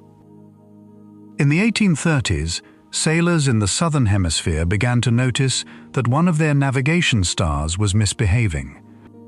Eta Carinae, a point of light 7,500 light-years away in the constellation Carina, was getting brighter.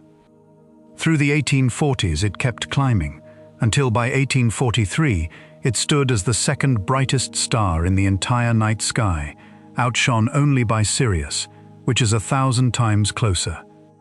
John Herschel, one of the great astronomers of the age, watched it happen from his observatory at the Cape of Good Hope and recorded the rise in careful detail.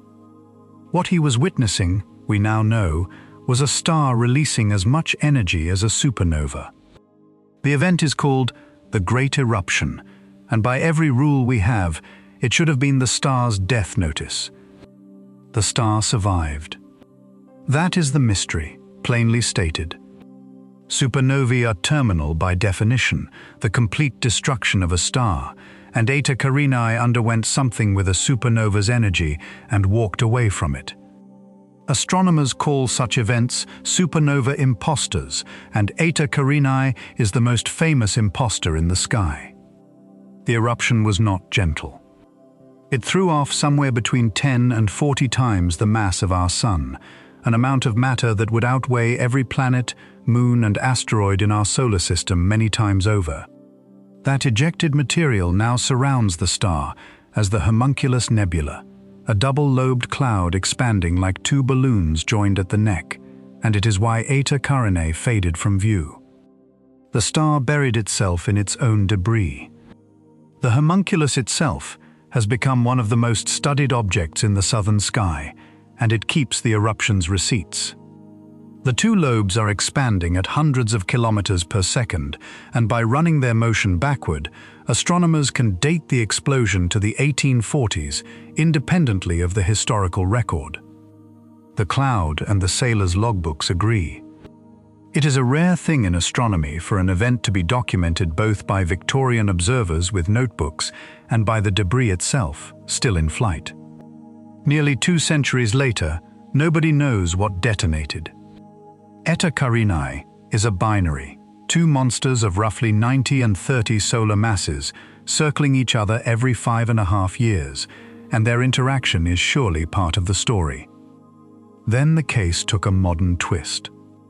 Light from the eruption after 170 years is still arriving, not directly, but bouncing off distant clouds of dust, arriving late like a rumor taking the long way around.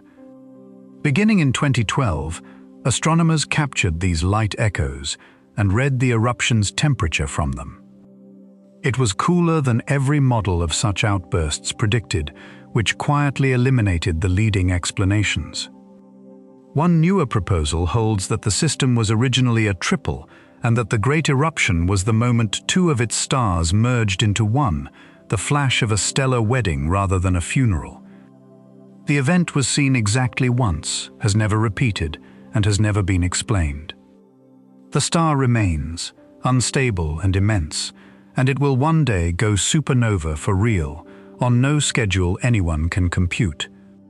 When it does, it will be the brightest thing our night sky has seen in centuries.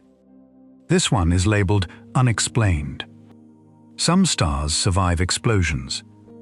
Others commit a quieter offense. They are too large to have been born at all. Number 27. Stars too big to exist. Stars have a birth weight limit, and the reason is elegant. A star under construction feeds on infalling gas, but a star is also a light source, and light pushes. The more massive the growing star, the more ferociously it shines, until its own radiation blows away the very gas it is trying to eat. Theory places that self-starvation limit at roughly 150 times the mass of the Sun. Above that line, a star should not be able to finish assembling itself. The limit was respected in every survey until astronomers weighed the heart of the Tarantula Nebula. The Tarantula is a star-forming region in the Large Magellanic Cloud, a satellite galaxy of our own, and at its center sits a dense young cluster called R136. In 2010, a team led by Paul Crowther measured the cluster's brightest members and found several stars above the limit. The heaviest, named R136A1, initially weighed in near 265 solar masses. Sharper imaging in 2022 revised it downward to roughly 200. The revision does not help. 200 is still 50 solar masses over a line that theory says cannot be crossed. R136A1 shines around 4 to 5 million times brighter than the Sun, and its wind strips away roughly an Earth's worth of mass every few months. It is burning through its fuel so fast that it will live for only a few million years, a mayfly the size of a myth. The environment these stars inhabit is difficult to picture from a planet like ours. The Sun's nearest stellar neighbor sits over 4 light-years away. In the core of R136, that same volume of space holds hundreds of stars. If Earth orbited a star there, the night sky would carry dozens of stars brighter than the full moon, and true darkness would never fall. It is precisely that congestion that makes the merger explanation viable, and the congestion is also why observations are so hard. From our distance, the whole seething core packs into a patch of sky so small that only the sharpest instruments can split it into individual stars at all, which is why the mass estimates keep moving. How do you build one? The favorite rescue is mergers. In a cluster as crowded as R136, where thousands of stars pack a space a few light-years wide, stars can collide outright, and 2 respectable 100 solar mass stars could combine into one impossible object. The birth limit would survive, technically, since nothing was born over the line, merely assembled there afterward. It is a tidy answer with one flaw. Nobody has ever caught such a merger in the act. And the stakes extend beyond bookkeeping, because stars this large may end as pair instability supernovae, detonations so complete they leave no black hole, no neutron star, nothing, scattering 200 solar masses of freshly forged elements into space. The heaviest stars are lawbreakers, and their deaths stock the shelves for future worlds. This one is labeled unexplained in formation. However they formed, the giants of R136 had ancestors. And that is the strangest thing, because the first generation of stars, the ancestors of everything, has never been seen at all. Number 26. The missing first stars. Every atom of carbon in your body, every atom of oxygen in tonight's air, every atom of iron in your blood was manufactured inside a star. But the assembly line had to start somewhere. The Big Bang produced hydrogen, helium, and almost nothing else. So the first stars, the ones astronomers call Population 3, were made of those 2 ingredients alone, pure and unseasoned, unlike every star that exists today. Theory says they must have formed within the first 100 to 400 million years, and that many were plausibly enormous, tens to hundreds of solar masses, brilliant, short-lived, and transformative. They lit the dark, forged the first heavy elements, and seeded every generation that followed. Every model requires them. Every observation has failed to find one. That is not for lack of trying. The James Webb Space Telescope was built, in large part, to see the era when those stars burned, and it has delivered candidates. In 2023, astronomers found a clump of helium-bright gas beside the ancient galaxy GNZ11, glowing in the way pristine, metal-free stars should make it glow. In 2025, a gravitationally magnified object called WAP-1b was put forward as a possible pocket of first-generation stars. Both are candidates, neither is confirmation. There is also a second, subtler search strategy called galactic archaeology, which hunts not for the first stars, but for their ashes. A few ancient stars in our own galaxy, like HE0107-5240, are so poor in metals that their chemistry reads like the debris of a single first-generation supernova, a fossil made of ash.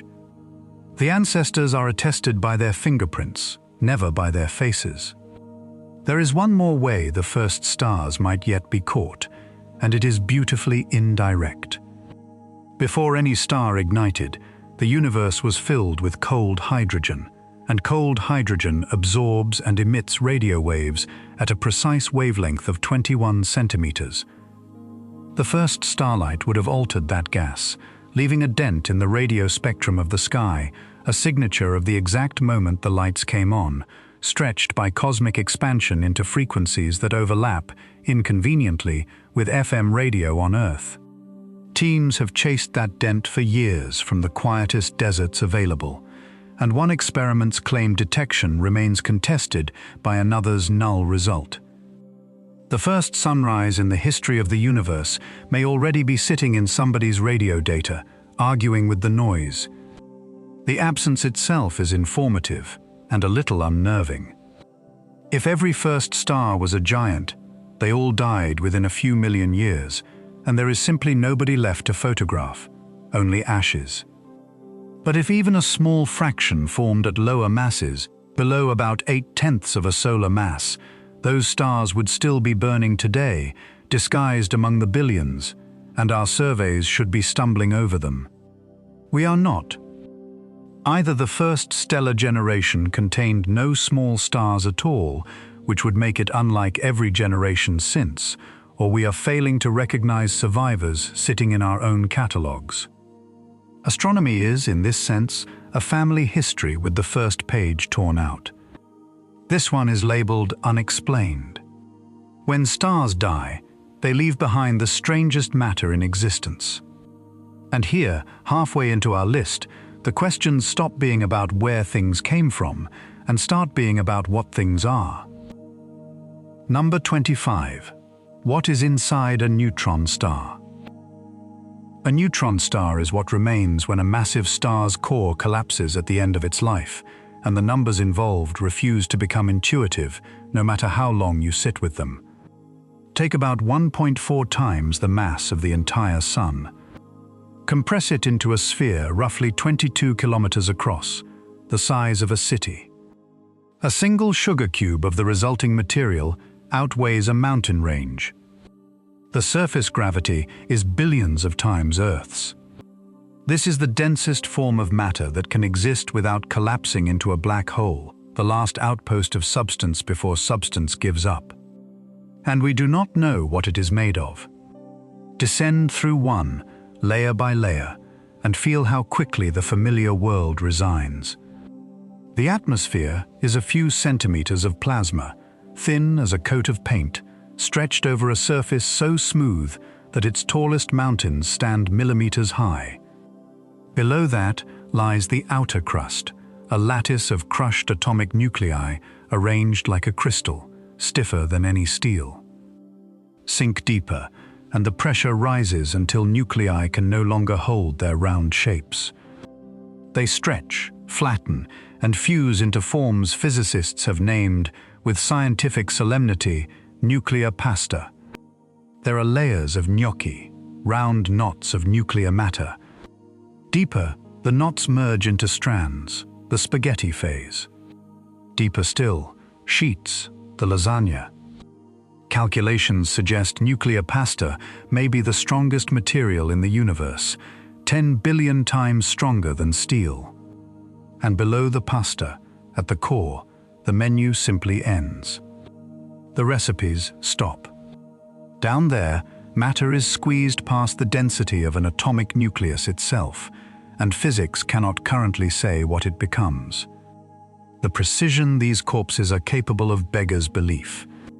The fastest known pulsar, a neutron star in the constellation Sagittarius, rotates 716 times every second, a city-sized object spinning faster than a kitchen blender, its equator moving at nearly a quarter of the speed of light.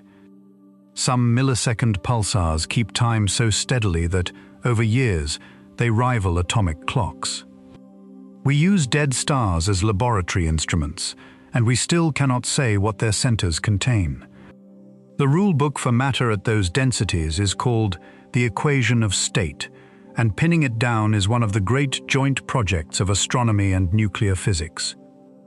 The core might be a sea of neutrons. It might hold exotic particles called hyperons.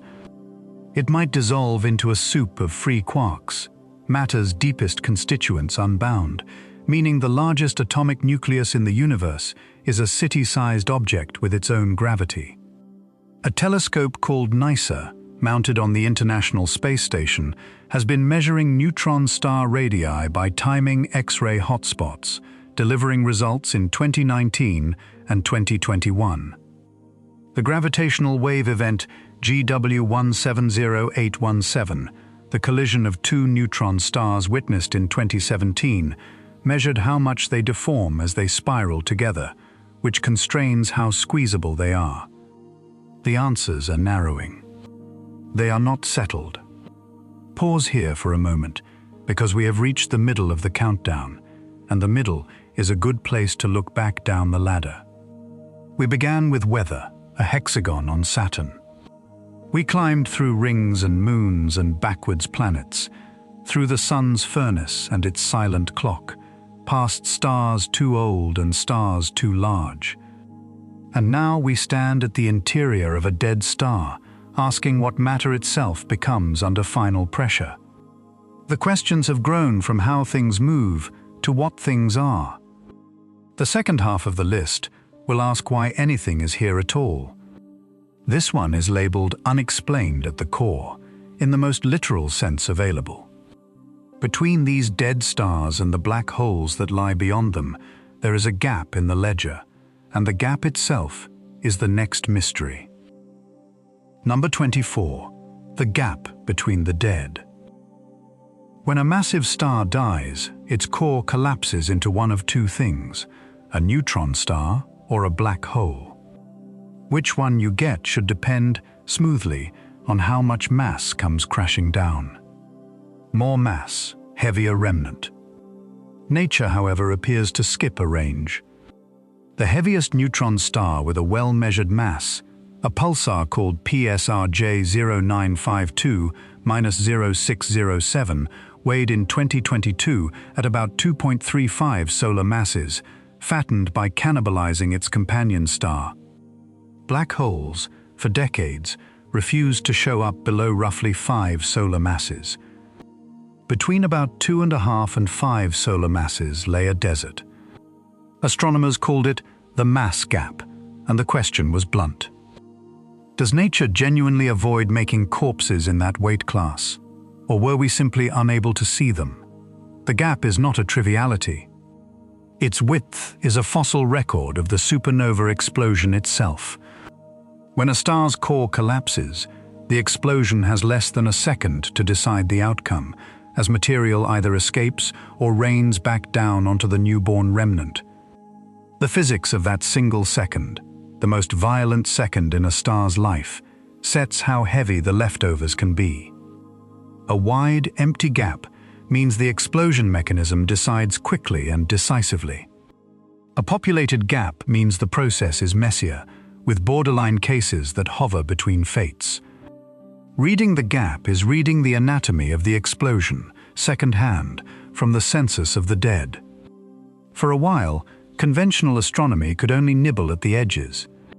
In 2021, astronomers reported a candidate nicknamed the Unicorn, a dark companion of roughly 3 solar masses tugging on a red giant about 1,500 light-years away, and similar dark companions have surfaced in survey data since, each one argued over, each one possibly a gap resident, none of them decisive.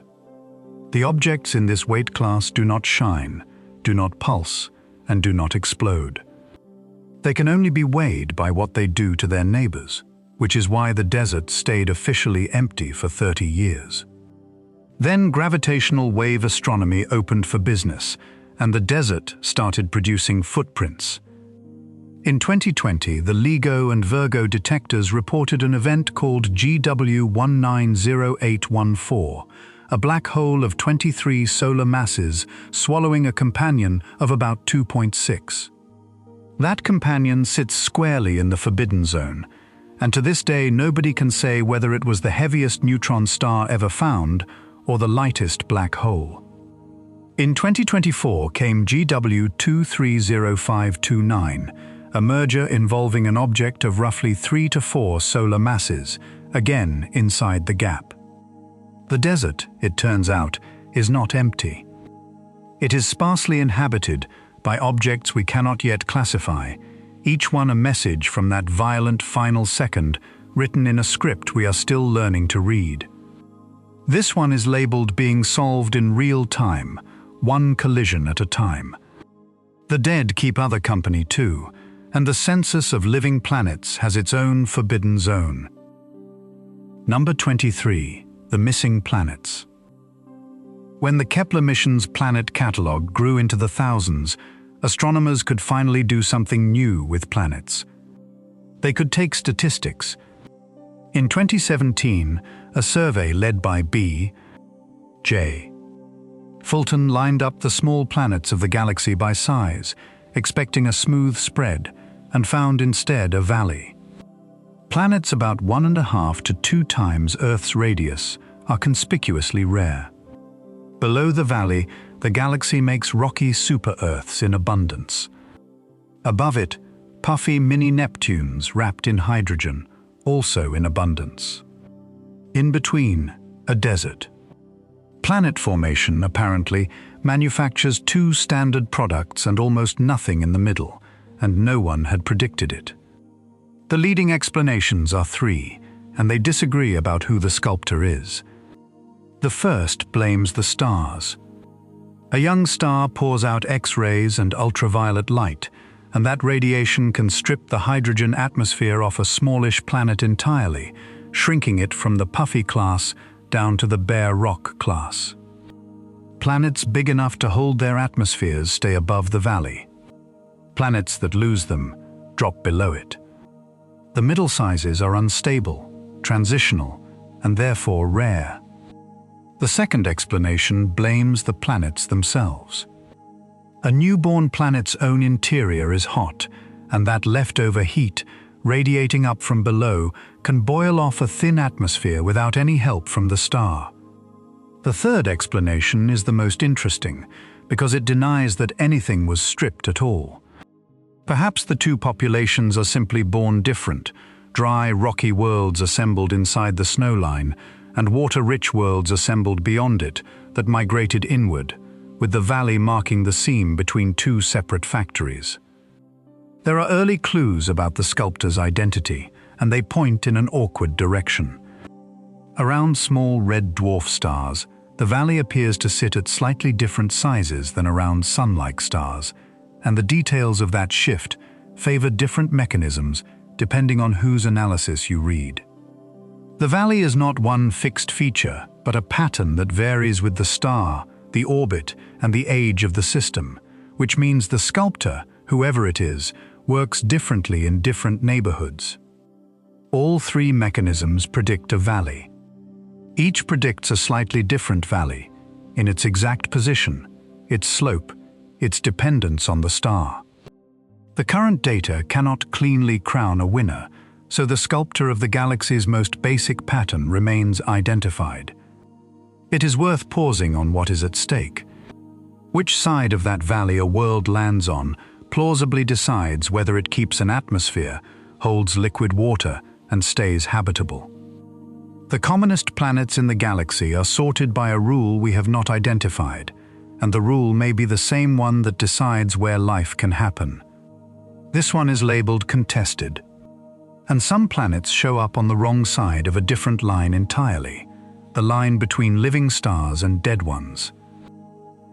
Number 22. Planets that orbit the dead. Here is a fact that surprises almost everyone. The first planets ever discovered outside our solar system were not found around a star like the Sun. They were found around a corpse.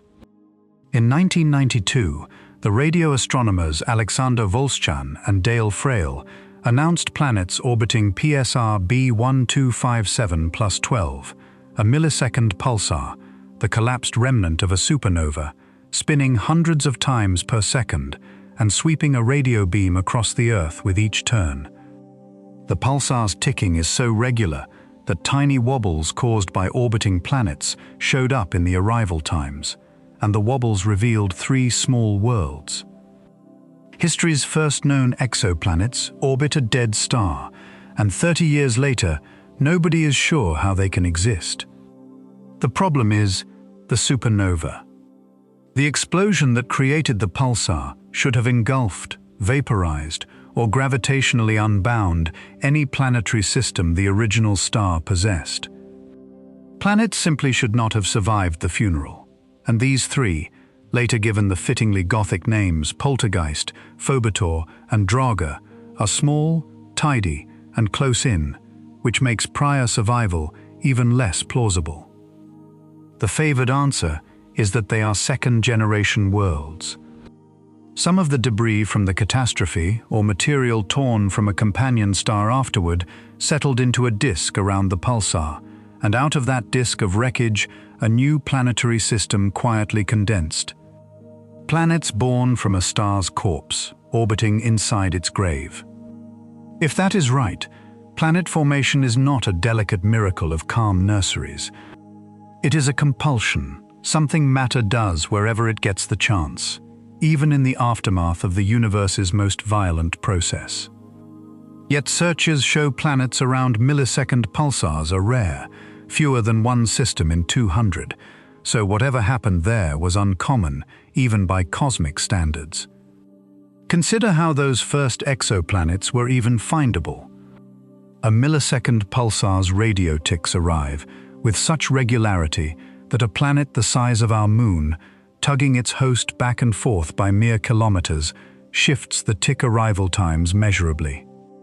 The pulsar system was, in effect, a clock precise enough to weigh ghosts, which is why history's first exoplanet discovery happened at a radio telescope rather than an optical one, 3 years before anyone found a planet around a normal star. The dead keep surprising us. In 2020, NASA's TESS telescope and ground-based observers found WD 1856b, a planet the size of Jupiter orbiting a white dwarf, the burned-out ember of a sun-like star, once every 34 hours.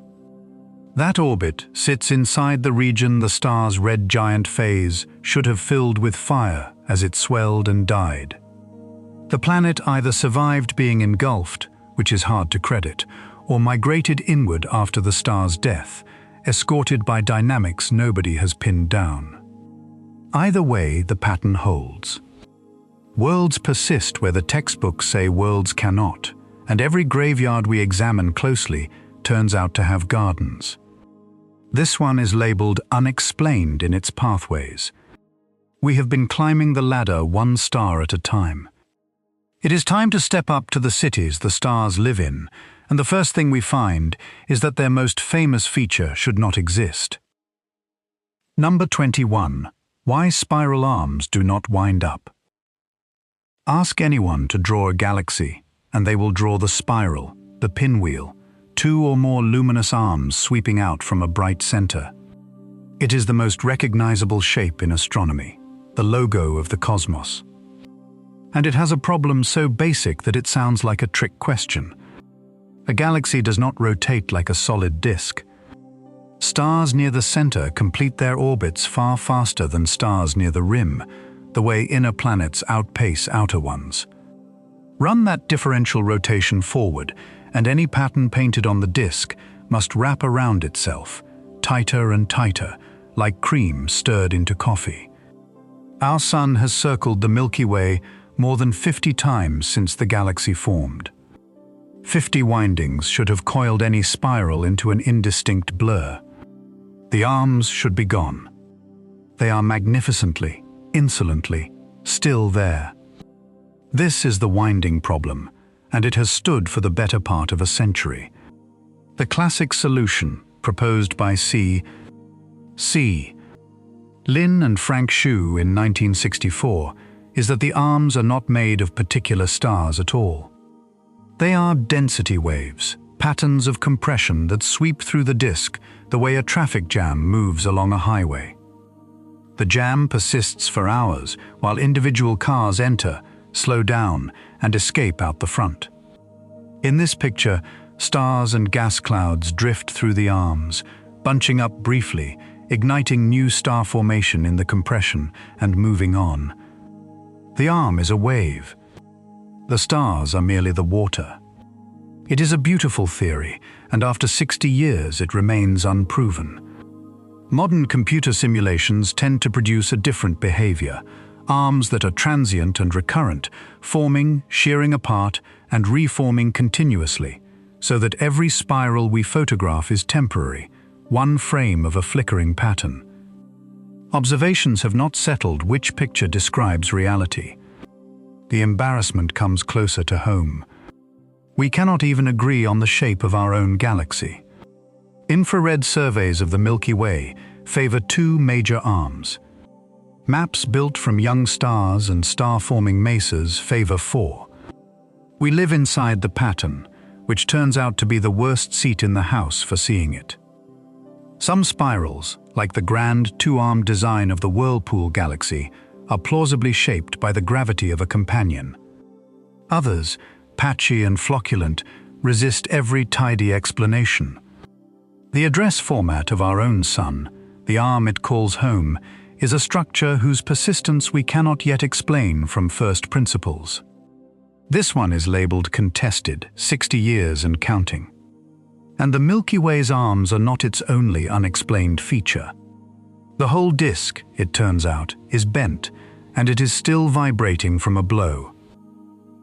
Number 20. The galaxy that is still ringing. We tend to picture the Milky Way as a finished object, a serene disk that assembled long ago and now simply turns. The data describes something else, a structure that is bent, perturbed, and still trembling from a recent blow. Start with the bend. The outer disk of our galaxy is warped, curling upward on one side and downward on the other, like the brim of a hat left in the rain. Radio astronomers first noticed it in 1957 in the galaxy's hydrogen gas. In 2019, astronomers mapped it in 3 dimensions using 1,339 Cepheid variable stars, pulsing beacons whose brightness reveals their distance, and confirmed that the stellar disk itself is warped, an S-shaped flex thousands of light-years tall at the rim. A warp alone could be an old scar.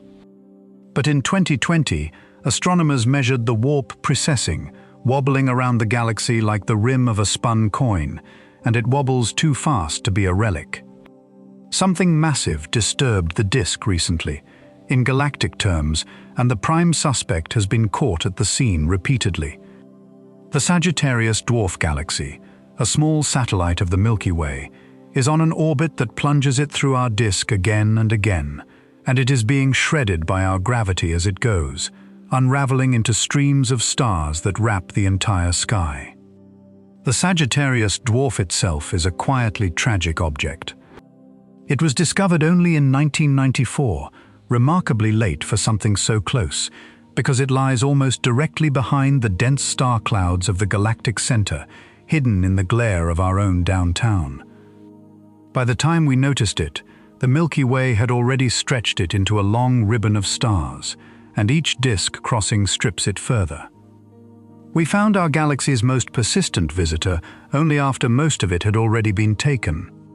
Then, in 2018, the European Space Agency's Gaia mission delivered the evidence that upgraded suspicion into something like proof.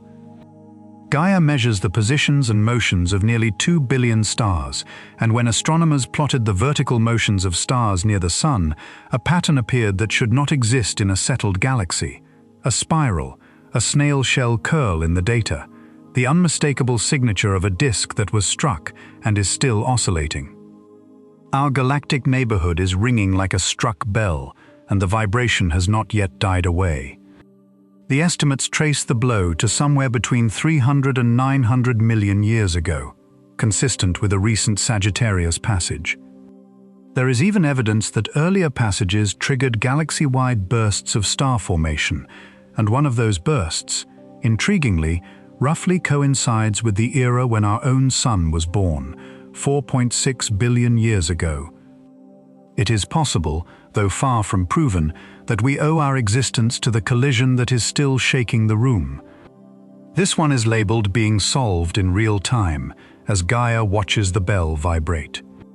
Our best theory of galaxies handles giants like the Milky Way rather well. Where it stumbles is on the small ones, and the stumbling has a name. Number 19. The small galaxy problem. The reigning theory of cosmic structure is called cold dark matter, and its resume is extraordinary. Feed it the initial conditions of the early universe, and it correctly produces the pattern of galaxies across billions of light years, the statistics of the cosmic web, the growth of clusters, the large-scale universe as we actually observe it. Then you zoom in on scales the size of our own neighborhood, and the theory begins to stumble. The stumbles have collected names, and together they are known as the small-scale crisis. The first is the missing satellites problem. Simulations of a Milky Way-sized halo predict it should swarm with hundreds, even thousands of smaller dark matter clumps, each potentially hosting a small satellite galaxy. The observed count of Milky Way satellites is about 60. The second is the core cusp problem. Simulated dark matter piles up toward a dense, sharp spike, a cusp, at a dwarf galaxy's center. Measured dwarf galaxies instead show smooth, flat cores, as if the spike had been sanded down. Both problems have partial, plausible rescues. Many small halos may simply never light up, remaining dark because they could not hold enough gas to form stars, and the violence of supernova explosions can churn a galaxy's center and soften a cusp into a core. Astronomers have also kept finding new ultra-faint satellites, ghostly groups of a few hundred stars, closing part of the census gap. But the third problem has resisted the rescues, and it is the strangest. The satellites we do see are not scattered randomly around their host galaxies, as the theory predicts.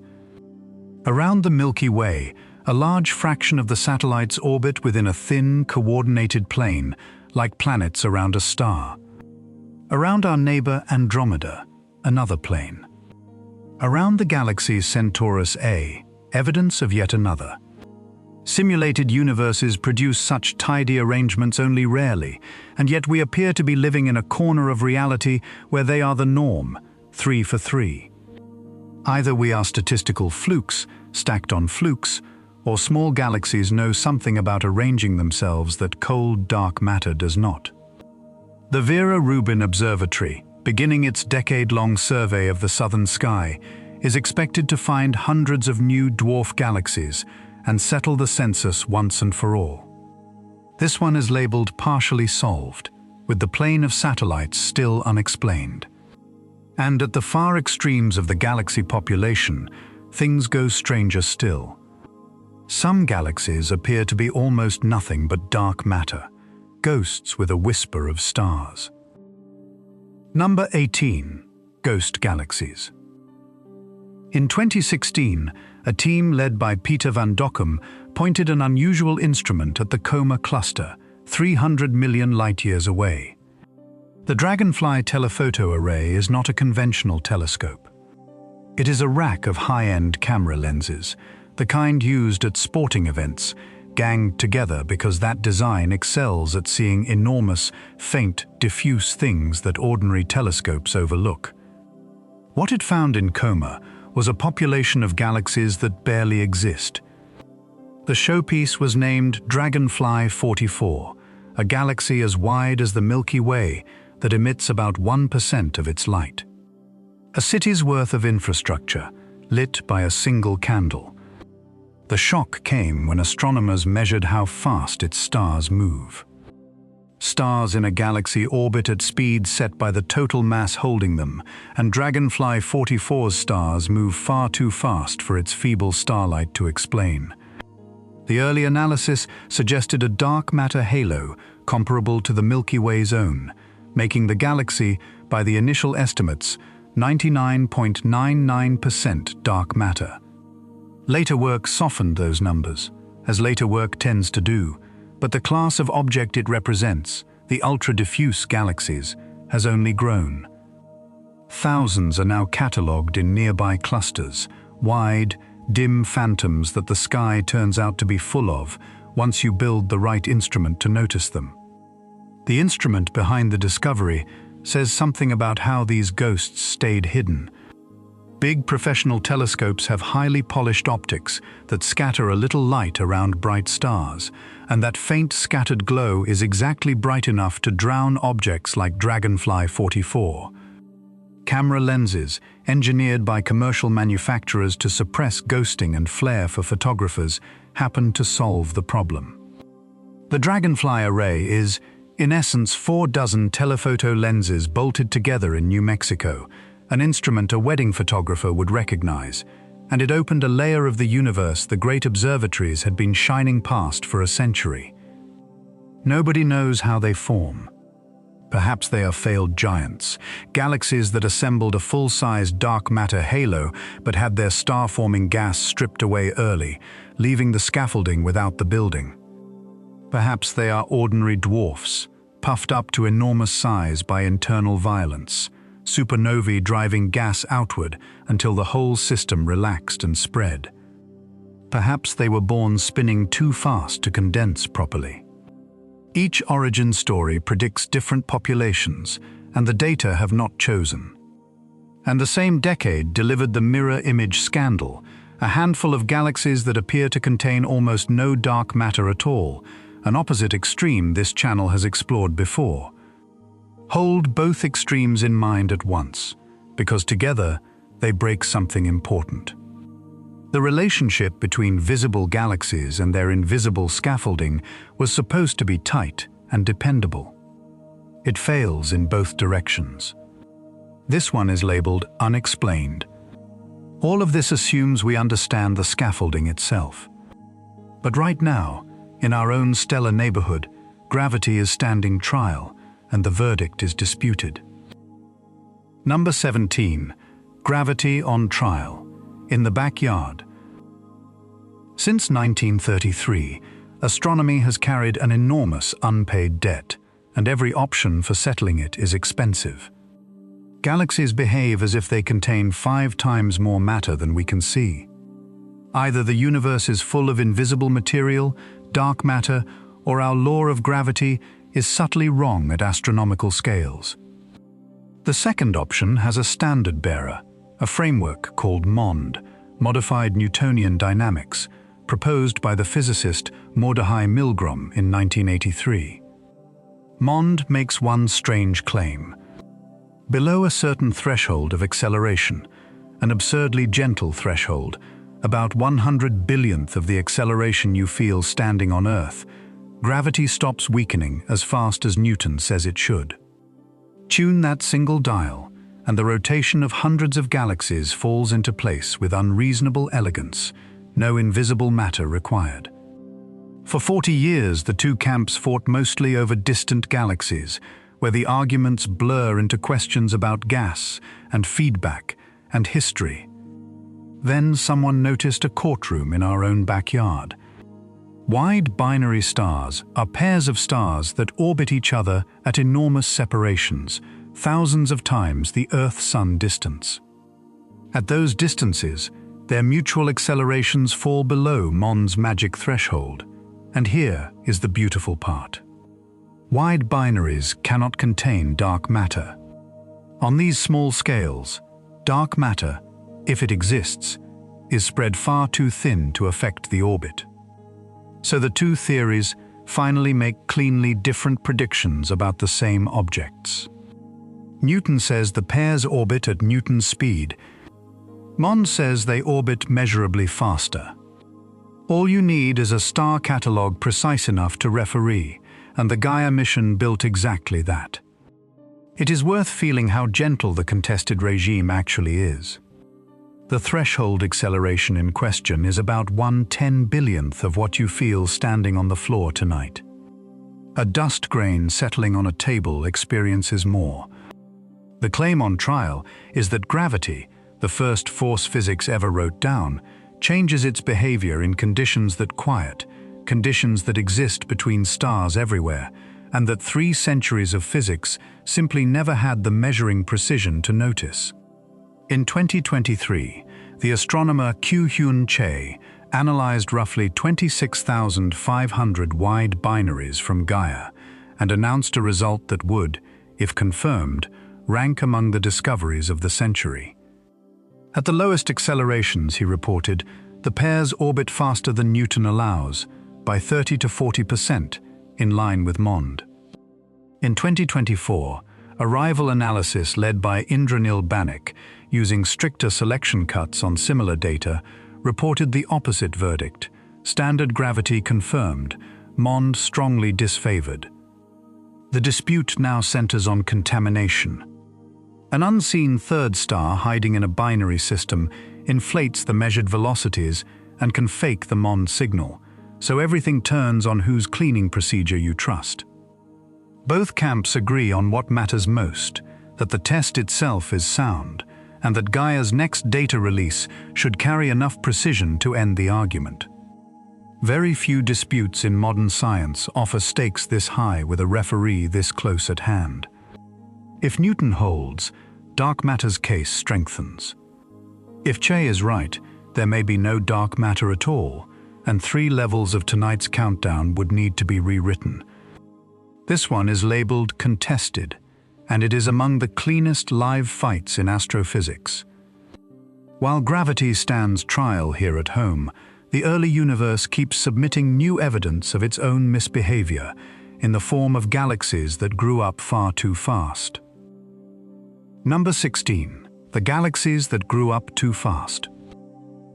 Galaxies are supposed to have childhoods.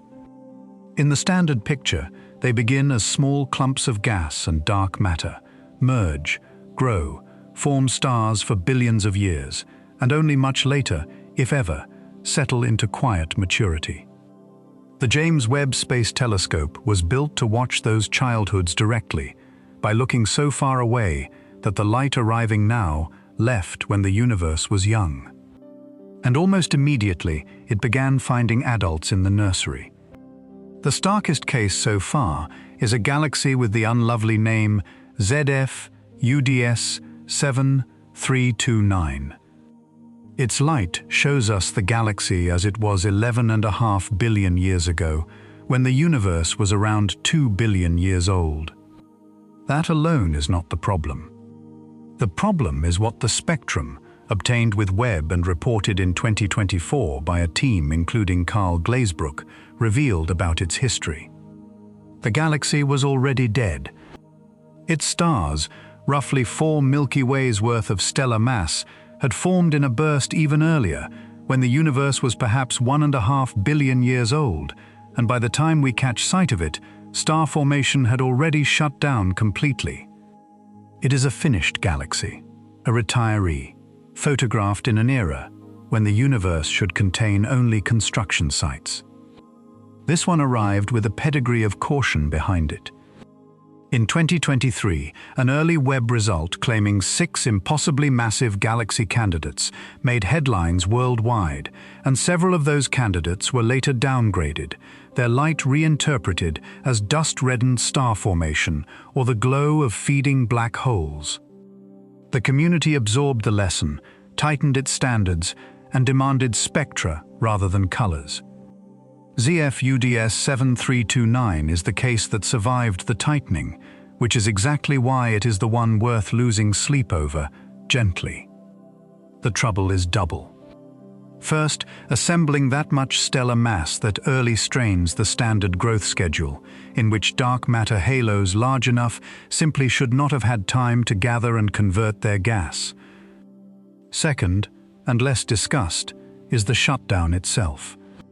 The process that quenches a galaxy, that turns off its star formation permanently, is not understood even in the nearby universe, where we can study it at leisure. Finding quenching already completed at cosmic dawn compounds one mystery with another. Several other impossibly early candidates reported since 2023 have deflated under closer inspection, their masses inflated by dust or by the glow of feeding black holes, and that is the honest caveat. But ZF-UDS 7329 passed the spectroscopic test. Remember the phrase from the Methuselah star, earlier on this list, older than it has any right to be. It was one awkward star then. It is entire galaxies now, and the phrase is starting to look less like a curiosity and more like a pattern, a systematic crack in the cosmic construction schedule. This one is labeled unexplained under standard timelines. Those first galaxies had one great job in the cosmic story, to light the universe up. And when we audit the receipts for that job, the accounting refuses to balance. Number 15. What lit the universe up? For its first few 100,000 years, the universe was a glowing fog.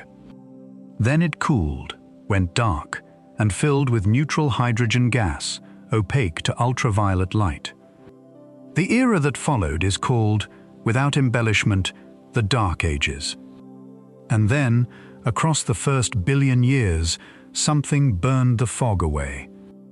Ultraviolet light stripped the electrons off nearly every hydrogen atom in intergalactic space, in a universe-wide transformation called reionization, and space became transparent, which is the only reason telescopes can see across it today.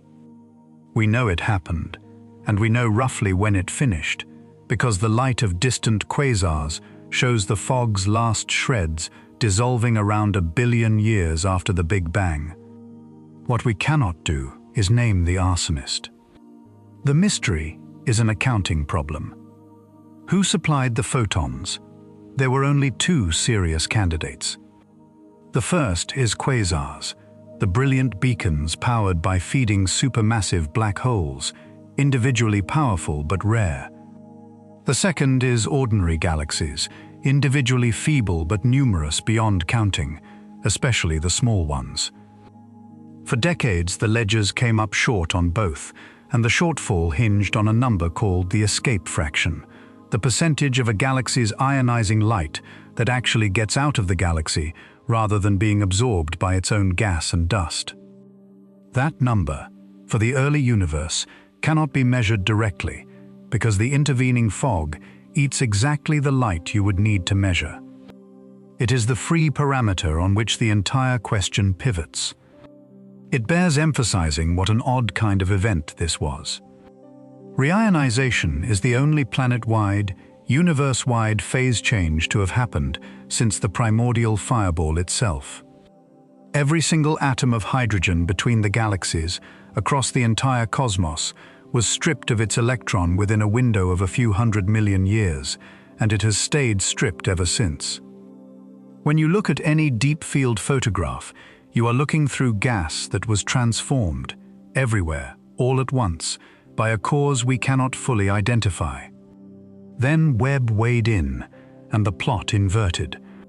In 2024, a study led by Hakim Atek used a massive galaxy cluster as a natural magnifying lens to examine the faintest dwarf galaxies of the reionization era, and found them both far more numerous and far more efficient at producing ionizing light than anyone had assumed. The famine was over.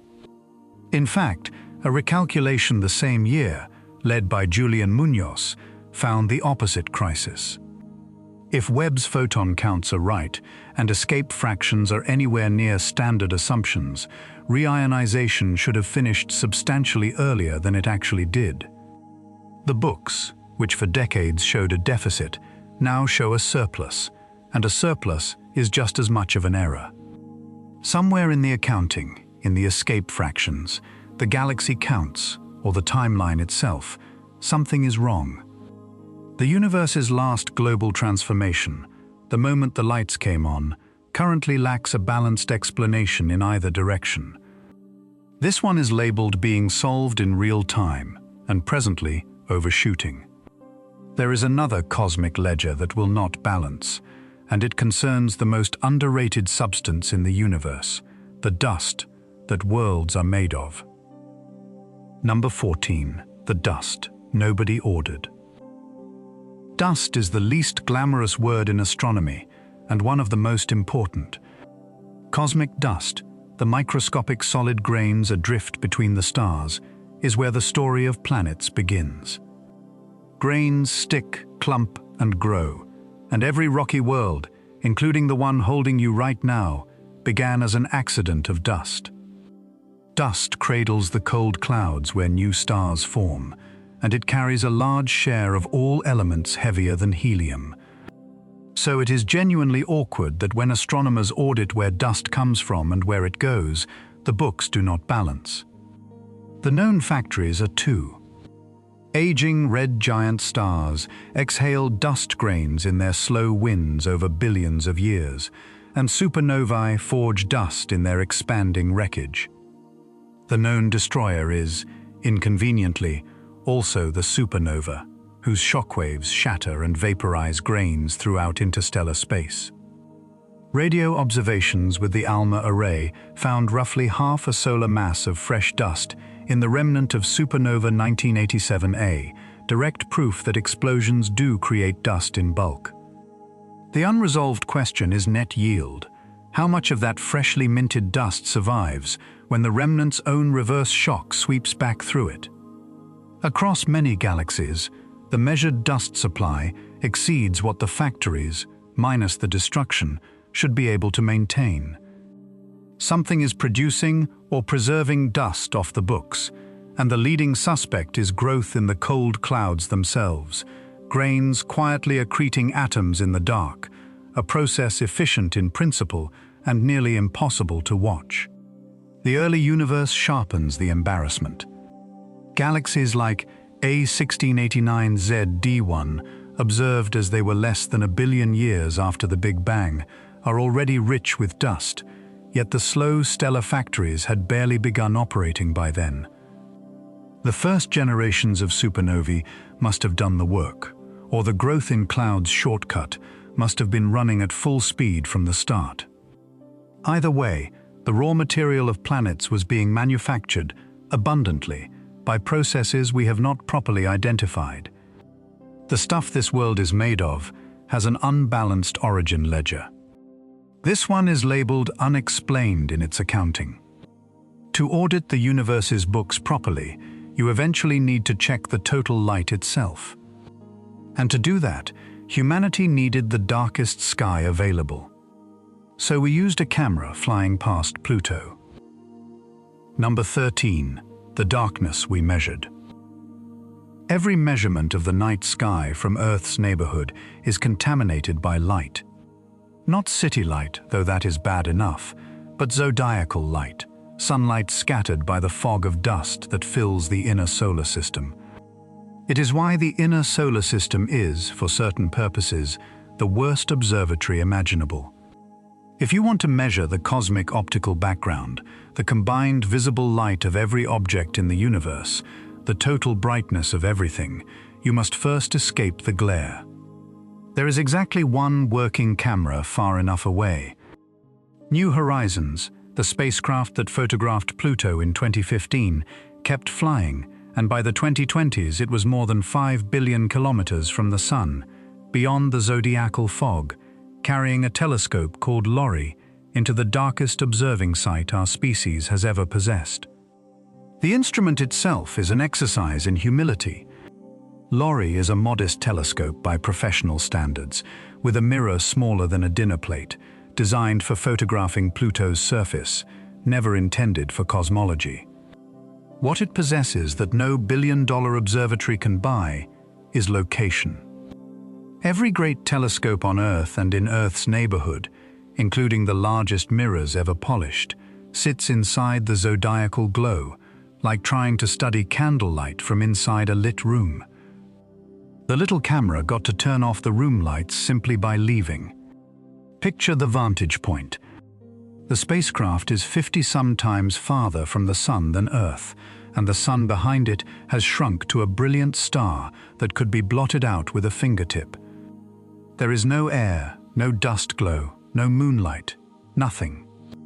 When the cameras open, they drink in a sky as close to pure intergalactic night as any instrument has ever faced. In that darkness, an absence can be measured, and that phrase, which began tonight as a curiosity about Uranus's missing heat, now becomes a method. Point the camera at carefully chosen empty fields. Subtract every known star, every catalogued galaxy, every trace of instrumental glow. Whatever light remains is the universe's total output, the sum of every fire ever lit. In 2021, Todd Lauer, Mark Postman, and their colleagues published the result, and it upended expectations. The sky was too bright. After every subtraction, roughly twice as much visible light remained as all known galaxies could supply. Half the light of the universe had no identified source.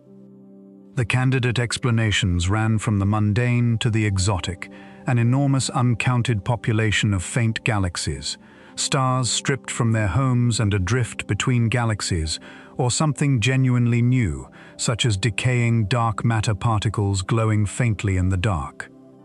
For 3 years the anomaly stood, and cosmologists took it seriously, because the measurement was careful and the team was respected. Then the team did what good scientists do. They went after their own result. The largest source of error was the foreground, the faint scattered starlight from dust inside our own Milky Way, which must be modeled and subtracted using maps of the galactic dust. In 2024, using improved dust maps built from Planck satellite data, they redid the entire analysis, and most of the excess dissolved. The anomalous light had largely been dust-scattered starlight, a contaminant, not a cosmic signal. The corrected background now agrees with the light of known galaxies, with only a thin residual margin still unaccounted for. You might call that an anticlimax. It is closer to the opposite. This is the scientific method functioning in public view, an anomaly announced, taken seriously, hunted by its own discoverers, and mostly resolved within 3 years, with the residual honestly reported and still under investigation. The universe's total light output is now known to within a few percent, measured by a spacecraft built to photograph Pluto, working overtime 5 billion kilometers from home. This one is labeled being solved in real time, and it is tonight's proof that the labels on this list are not permanent. Mysteries do get closed, carefully, by people who check their own work. Some patterns, though, have refused to dissolve under scrutiny, at least so far. Across billions of light years, the largest objects in the universe may be spinning in step. Number 12. Quasars spinning in step.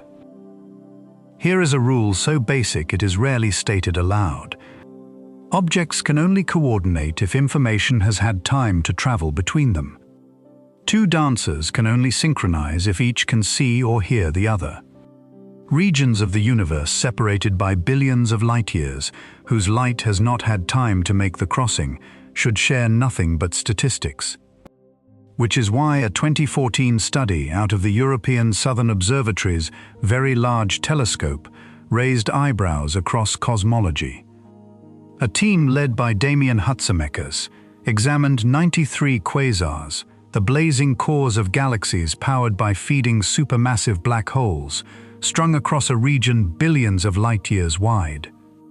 The orientations of their spins, inferred from the polarization of their light, were not random. They appeared aligned with each other and with the enormous filaments of the cosmic web in which they sit. It was not the first hint.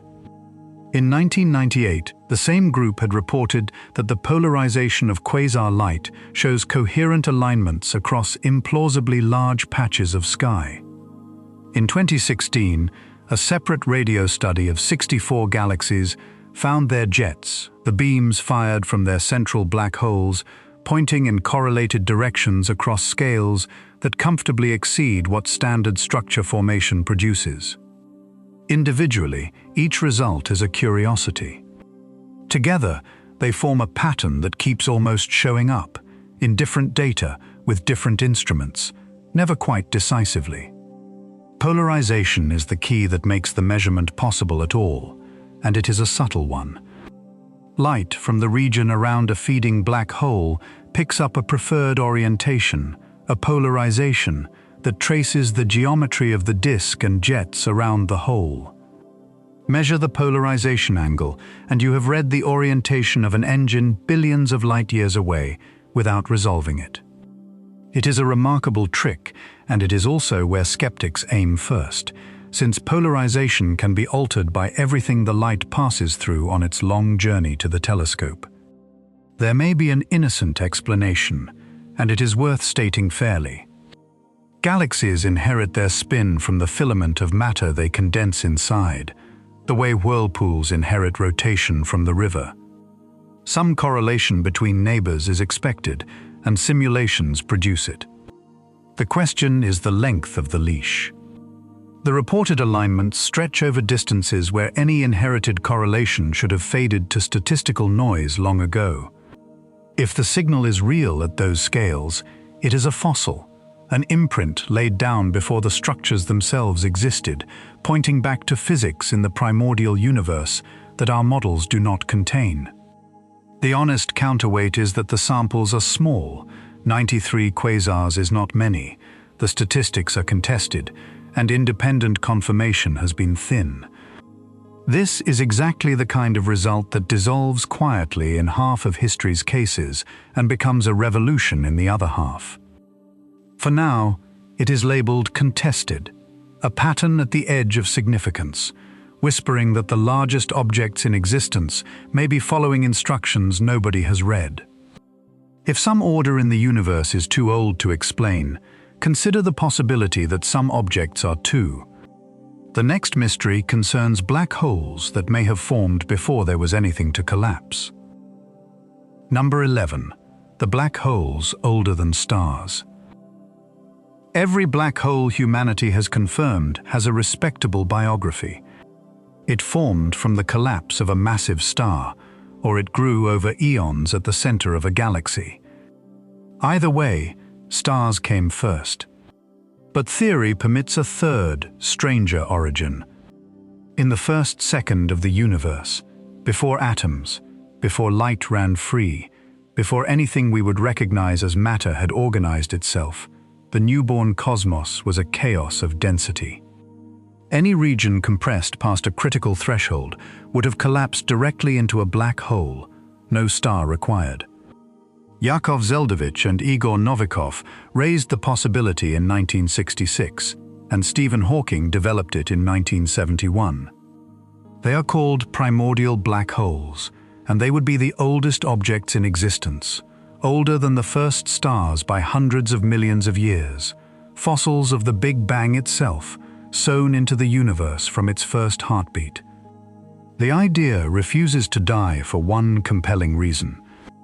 Primordial black holes could be the dark matter, all of it in principle, or some of it, with no new particle required, no modification of gravity, just gravity's oldest trick performed early.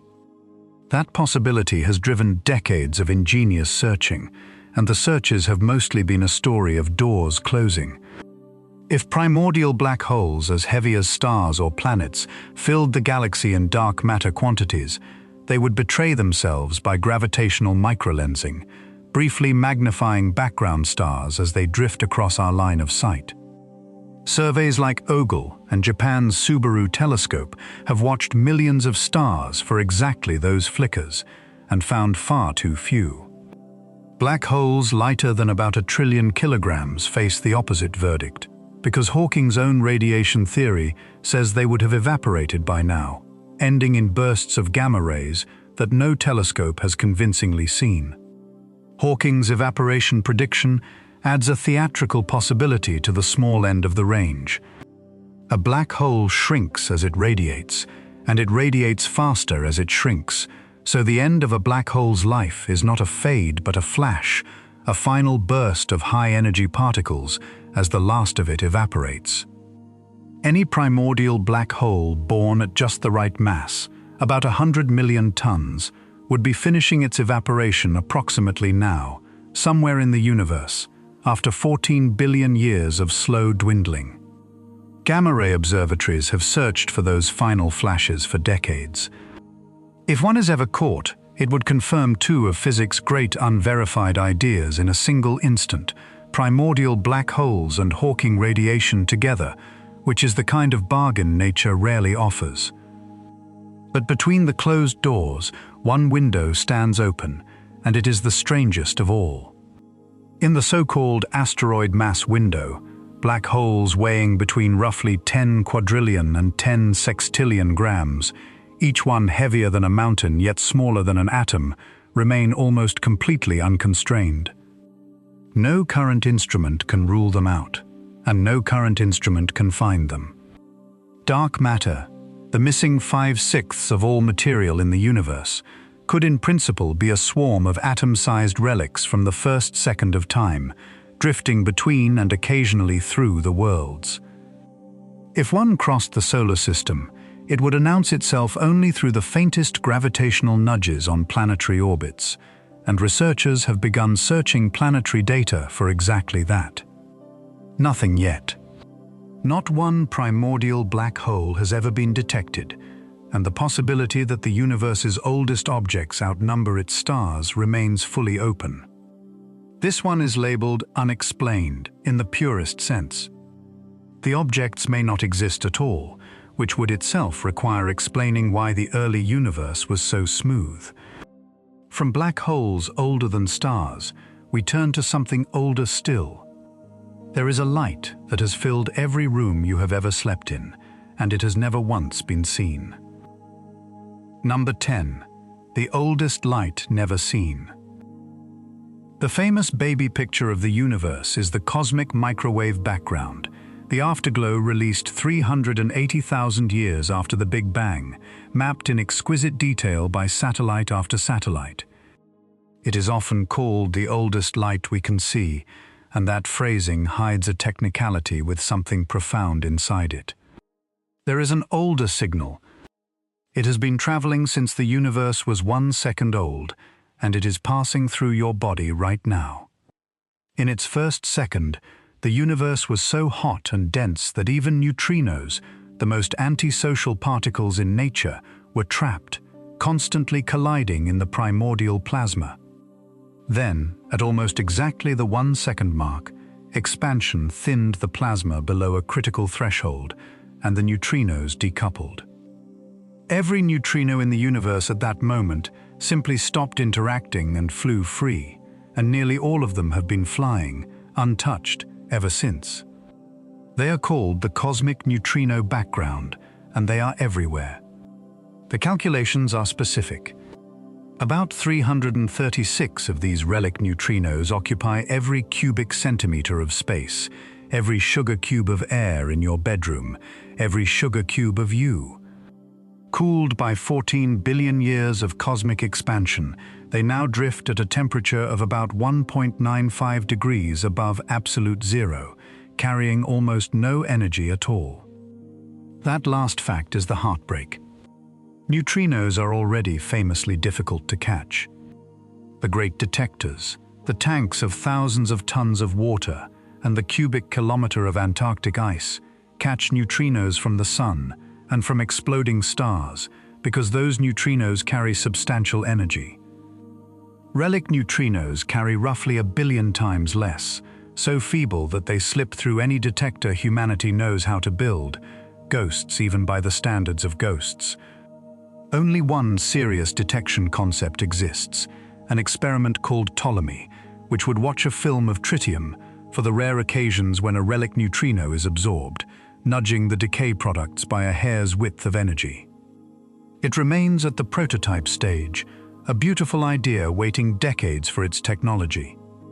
The numbers around neutrino elusiveness deserve their moment because they are the whole story. A neutrino from the sun can pass through a light year of solid lead with better than even odds of never touching an atom. Relic neutrinos, carrying 1 billion times less energy, are more slippery still by orders of magnitude. Your body will be crossed by more of them tonight than there are grains of sand on Earth's beaches, and over your entire lifetime, the expected number that will actually interact with an atom of you rounds comfortably to 0. Here is why it is worth the wait. The cosmic microwave background shows us the universe at age 380,000 years. The neutrino background would show us the universe at age 1 second. Not a theory of the first second, tested indirectly, but a direct sample of it, particles that were personally present. Indirect evidence already tells us they exist, because the early universe's expansion, read from the microwave background and from the primordial elements, plainly feels their weight, and it matches the predicted 3 species of neutrino beautifully. The signal is confirmed by its shadow, never by its face. The oldest message in existence sits in every room, unread. This one is labeled unexplained, only in the sense of unreached, a confirmed prediction waiting for a detector worthy of it. There is a stranger absence than a particle we cannot catch. The next mystery is a particle whose absence helped write our theory of the beginning. Number 9. The missing monopoles. Take any magnet, a bar magnet, a fridge magnet, the Earth itself, and it has 2 poles, a north and a south. Cut it in half, and you do not get a separated north and a separated south. You get 2 smaller magnets, each with both poles. Do it again, down to a single atom, and the rule holds. Electricity does not work this way.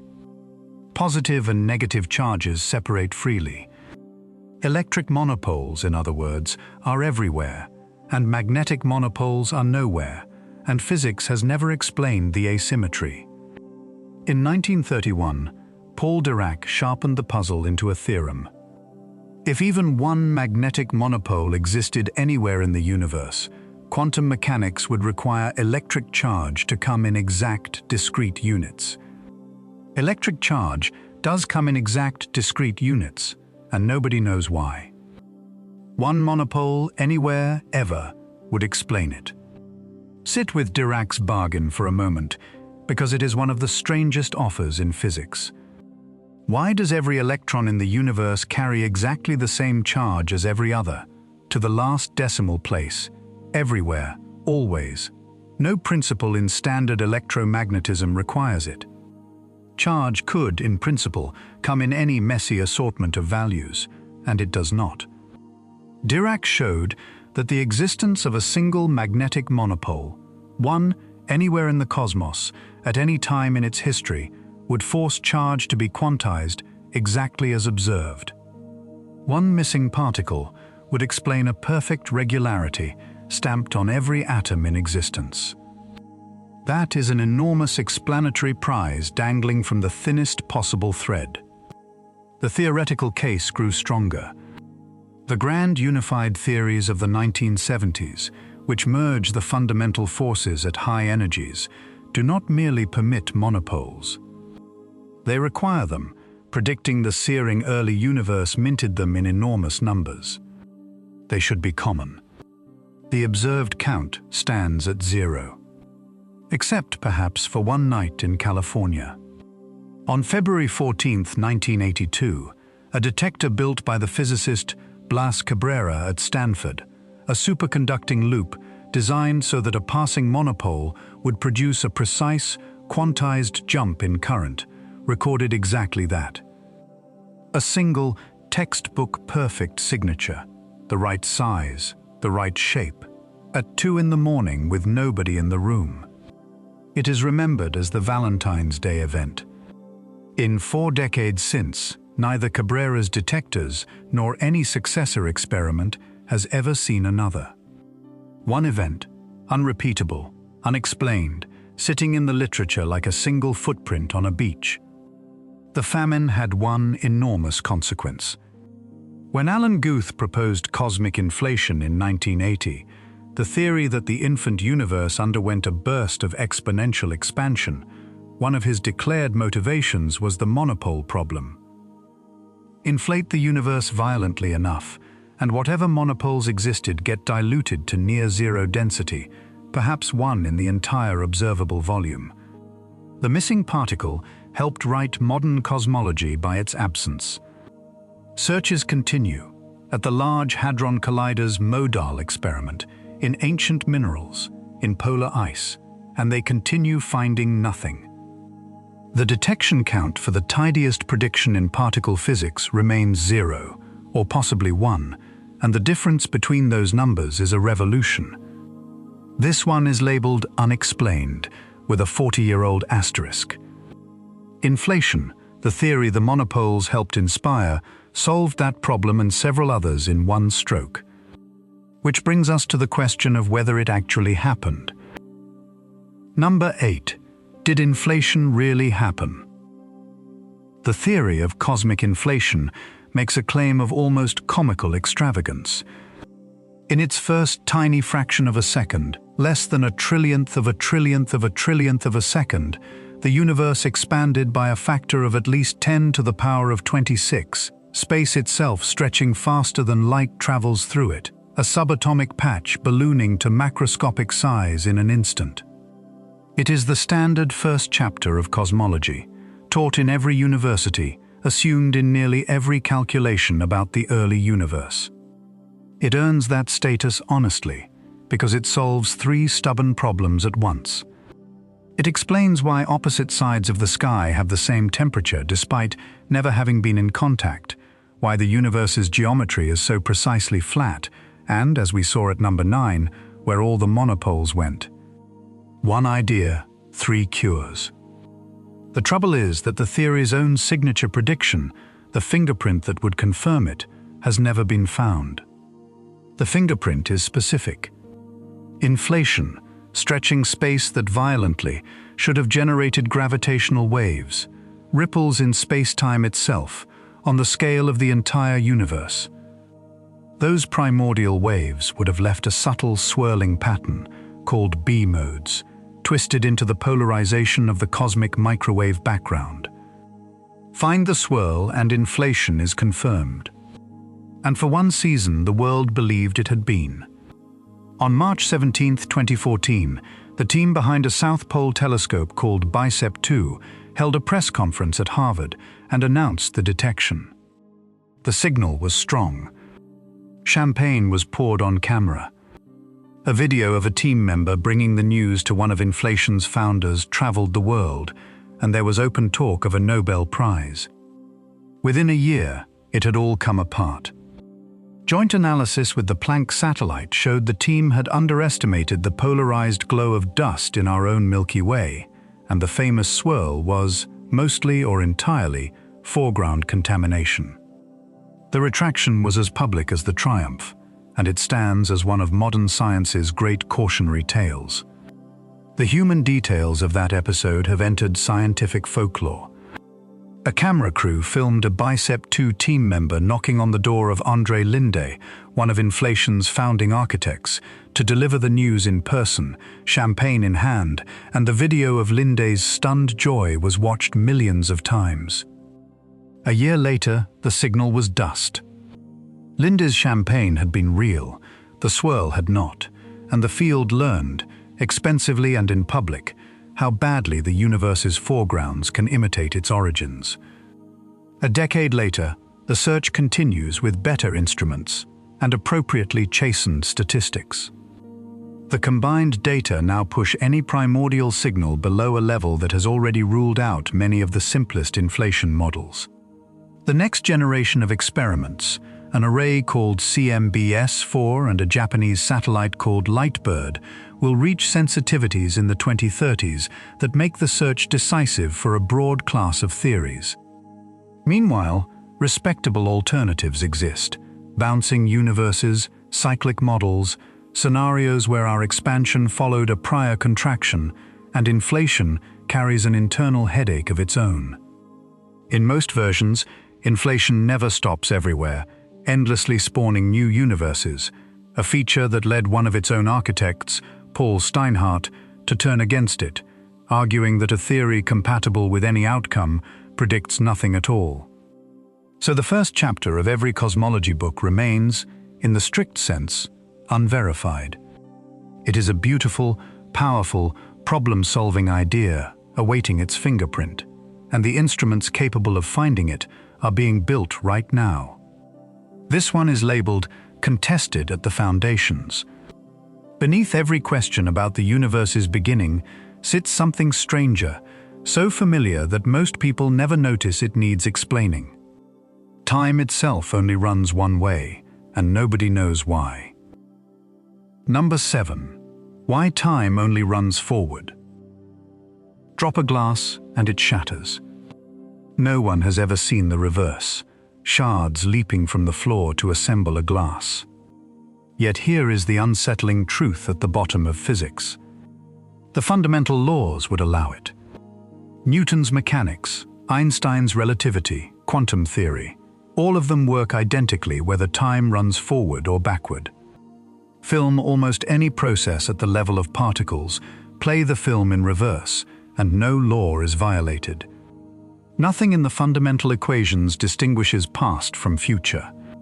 The distinction we live inside, the one-way flow that carries you from breakfast to bedtime, is not written in the fundamental rules.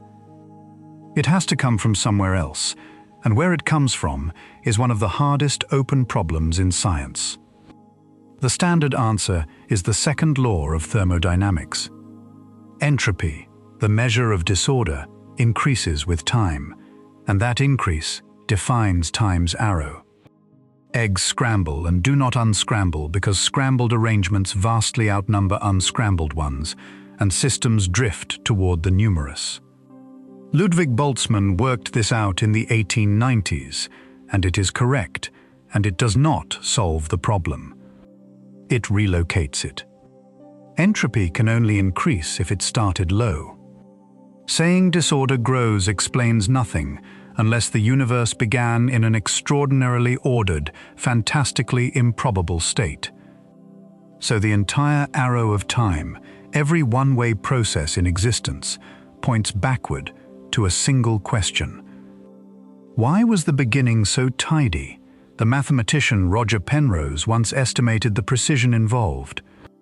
For the universe to begin in its observed low-entropy state, the odds against random chance are on the order of 1 in 10 to the power of 10 to the power of 123, a number so large that writing 10 on every particle in the observable universe would not begin to spell it out. Our existence sits atop the most improbable initial condition imaginable, and physics has no accepted explanation for it. Boltzmann himself saw how bad the problem was over a century ago, and his era's best escape route leads somewhere absurd. If the ordered past were merely a random fluctuation in an eternal disordered universe, then small fluctuations must enormously outnumber large ones, and a fluctuation producing a single, briefly deluded observer, complete with false memories, is astronomically more likely than one producing an entire tidy cosmos.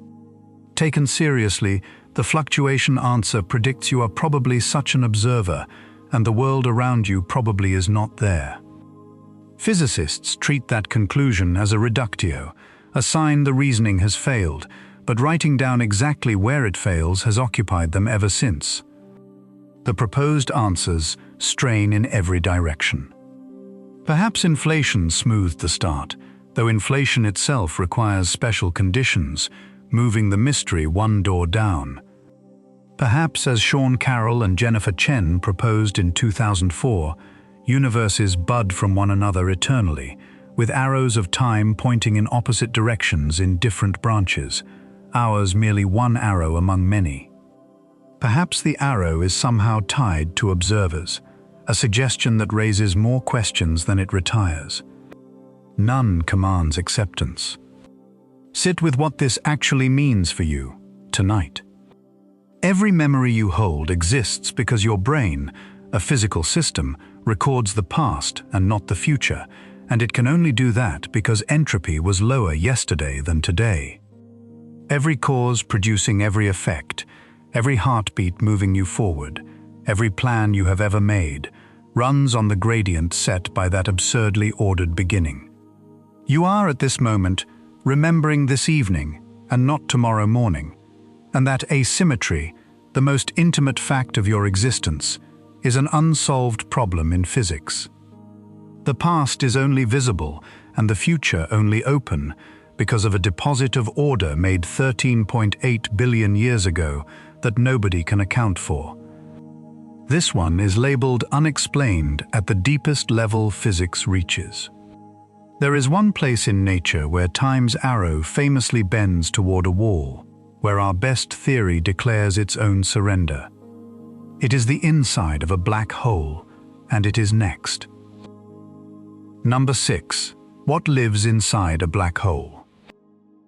In 1965, a young mathematician named Roger Penrose proved a theorem that physicists have been trying to escape ever since.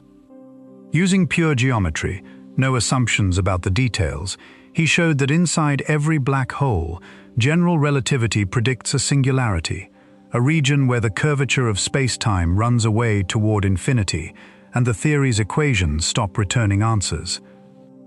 It is not that the mathematics becomes difficult. It is that the mathematics ends.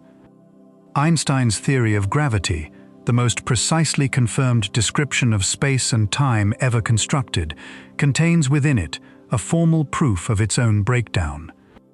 That proof earned Penrose the Nobel Prize in Physics in 2020, 55 years after he published it. Almost no physicist believes the singularity is literally real.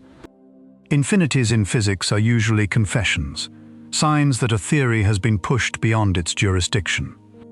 The expectation is that quantum mechanics intervenes at unimaginable densities, replacing the infinite point with something finite that we lack the theory to describe. The candidate replacements are a tour of exotic imagination. Perhaps matter halts at the Planck density as a Planck star, a microscopic ember of halted collapse. Perhaps, as string theory suggests, the interior is a fuzzball, the entire volume replaced by a tangle of fundamental strings with no sharp center at all. Perhaps the collapse never quite completes, forming a gravastar, a shell of exotic energy enclosing something that is not quite an interior. Each proposal solves the infinity differently, and no observation can currently referee among them. Penrose's achievement is easy to understate. Before 1965, physicists could hope that singularities were artifacts of perfect symmetry, that a real, messy, lopsided collapse would swirl and miss itself, avoiding the infinite point the idealized mathematics produced. Penrose closed that escape with a new kind of argument, borrowing from topology, showing that once collapse passes a point of no return, the formation of a singularity follows regardless of shape, regardless of messiness, regardless of luck. No realistic imperfection saves you. The breakdown is generic, guaranteed by the theory's own logic. That last clause is the cruelest part of this mystery. We have seen black holes. The Event Horizon Telescope photographed the shadow of the giant black hole in the galaxy M87 in 2019, and the one at our own galaxy's center, Sagittarius A star, in 2022. Gravitational wave detectors hear black holes colliding somewhere in the universe on a weekly basis. But everything we observe is exterior. The event horizon is a one-way surface, and information about the interior cannot cross it outward, not because our instruments are weak, but as a matter of physical law. Imagine crossing it anyway, aboard a ship falling through the horizon of a giant black hole. The crossing itself is uneventful, no jolt, no boundary you could touch. Behind you, the outside universe continues, its light still arriving, falling in with you. Ahead, hidden in a region no signal can leave, is the place where the known laws give out. Every direction you can travel now points inward. The center is no longer a place in space ahead of you. It is a moment in your future, as unavoidable as Tuesday. Somewhere in the tens of millions of black holes drifting through our galaxy, that room exists tens of millions of times over, and the universe has sealed every copy of the answer behind a horizon. Physics ends somewhere inside each of them, and the universe hides its own failure points. This one is labeled unexplained and possibly unobservable forever. From the smallest sealed rooms in existence, we step back out to the largest possible view. When we measure the universe's overall texture, the answers disagree with each other, and the disagreement will not go away. Number 5. The universe is too smooth. Cosmology has become a precision science, and precision has a price. When your measurements carry error bars of 1% or 2%, your theories are no longer allowed to be approximately right. Modern cosmology rests on a simple consistency test, performed at the largest possible scale. Read the universe's baby picture, the cosmic microwave background, take the infant's measurements, and use the standard model of cosmology to predict what the adult should look like today, how fast it should be expanding, how clumpy its matter should have grown. Then measure the adult directly and compare. The test is beautiful, and the universe is failing it in 2 places at once. The baby picture itself deserves a word of respect before we question its offspring. The cosmic microwave background has been measured so precisely by the COBE, WMAP, and Planck satellites in succession that its temperature is known to a few millionths of a degree across the whole sky. It is the single most exactly characterized object in cosmology, which is what gives this consistency test its teeth. When the infant's measurements are that good, disagreements about the adult cannot be waved away as baby pictures being blurry.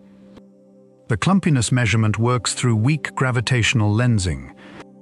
As light from billions of distant galaxies crosses the cosmos on its way to us, intervening matter bends its path slightly, distorting the galaxy's shapes by amounts almost too small to notice.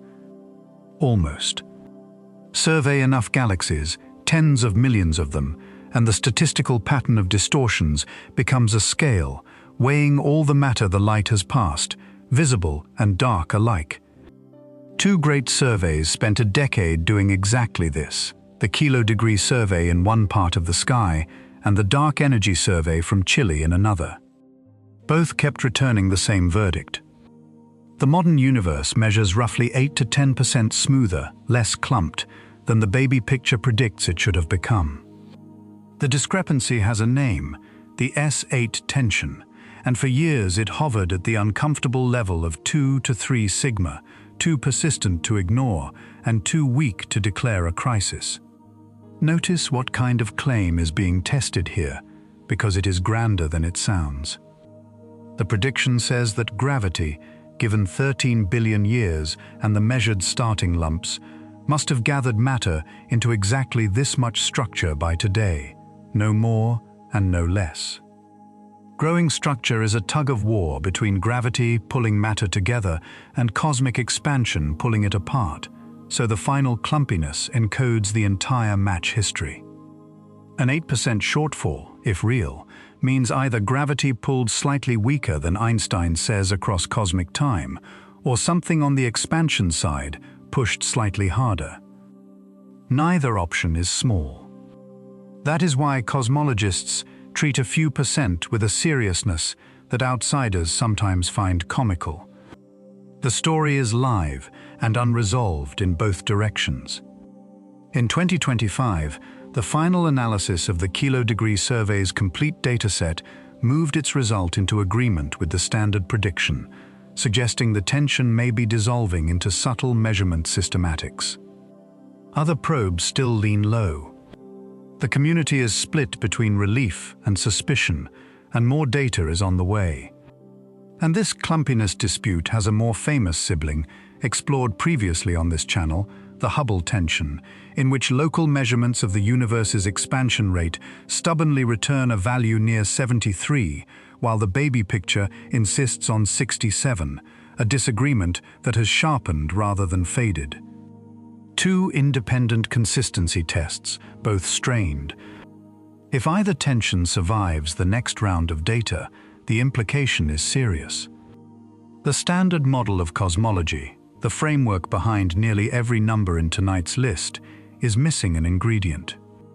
And the short list of candidate ingredients, evolving dark energy, interacting dark matter, new physics in the first instance, overlaps suspiciously with the remaining items on this countdown. This one is labeled contested and being tested in real time. Behind these tensions stands a deeper embarrassment, the single worst mismatch between prediction and measurement in the history of science. It concerns the energy of empty space itself. Number 4. The worst prediction in physics. Empty space is not empty. Quantum field theory, the framework underlying all of particle physics, describes every field as restless at its minimum, seething with fleeting fluctuations even in a perfect vacuum. This is not speculation. The restlessness of the vacuum shifts the energy levels of atoms by measurable amounts, and it presses physical objects together. In 1997, the physicist Steve Lamoureux measured the Casimir effect with precision, confirming that two metal plates in a vacuum brought close together are pushed toward each other by nothing, by the difference in vacuum fluctuations inside and outside the gap. The energy of empty space is physically real. It does work. You can measure it in a laboratory. So here is the natural question. Add up all that vacuum energy and ask how much it should weigh, gravitationally, across the universe. Energy gravitates, so the vacuum's energy should act exactly like a cosmological constant, the smooth repulsion built into Einstein's equations. The calculation is straightforward enough for a graduate course. The answer overshoots the actually observed value by up to 120 orders of magnitude. Not a factor of 120. A factor of 1, followed by 120 zeros. If the vacuum weighed what quantum theory naively says it weighs, space would have blown itself apart before a single atom formed. It has been called, without much competition, the worst theoretical prediction in the history of physics. To put the size of the failure in some kind of human frame, imagine measuring the width of a single atom and getting an answer larger than the observable universe. That is roughly the character of a 120 order of magnitude miss. It is not an error at the edge of a theory's competence. It is the most complete divorce between calculation and reality that physics has ever produced, sitting quietly inside the same quantum framework that predicts other quantities correctly to 12 decimal places. The obvious escape would be a hidden symmetry that forces the vacuum's gravitational weight to cancel exactly to zero. Physicists would sleep better with zero. Zero looks like a law, but the observed value is not zero. It is tiny and positive, the dark energy we will meet at the top of this list, which means the enormous quantum contributions cancel each other to 120 decimal places and then stop cancelling, leaving a remainder almost infinitely small, yet decisively not nothing. Nothing in known physics explains a cancellation that precise, that then fails at the last digit. Supersymmetry, the theory that would have cancelled much of the excess automatically, has so far failed to appear at the Large Hadron Collider. And the one argument that did predict the observed size in advance is the one many physicists like least. In 1987, Steven Weinberg reasoned that if the vacuum energy were much larger than a certain threshold, galaxies could never have formed and nobody would exist to measure it. So observers will always find themselves in universes where the value happens to be small. When dark energy was discovered a decade later, its measured value landed within Weinberg's anthropic window. Whether that counts as an explanation or an abdication is a debate that can empty a physics department. 50 years of effort have produced no accepted solution. This one is labeled unexplained, and it is arguably the largest quantitative failure in all of science. And yet even a mismatch of 120 zeros feels manageable beside the next question, which is the oldest one there is. Why is there something instead of nothing? Number 3. Why there is something instead of nothing. Every experiment ever performed agrees on this. When energy becomes matter, it becomes matter and antimatter in exactly equal amounts. Every particle minted in an accelerator arrives with its mirror twin, identical in mass, opposite in charge, and when particle meets antiparticle, both vanish into light. Those are the rules, verified trillions of times. Now apply them to the Big Bang. The young universe was pure energy condensing into particles, so it should have produced matter and antimatter in perfect balance, and as it cooled, every particle should have found its twin and annihilated. The final inventory of the universe should read as follows: light and nothing else. No hydrogen, no stars, no galaxies, no you. The universe, by its own rules, should be empty. It is not, and the ledger tells us exactly how strange the escape was.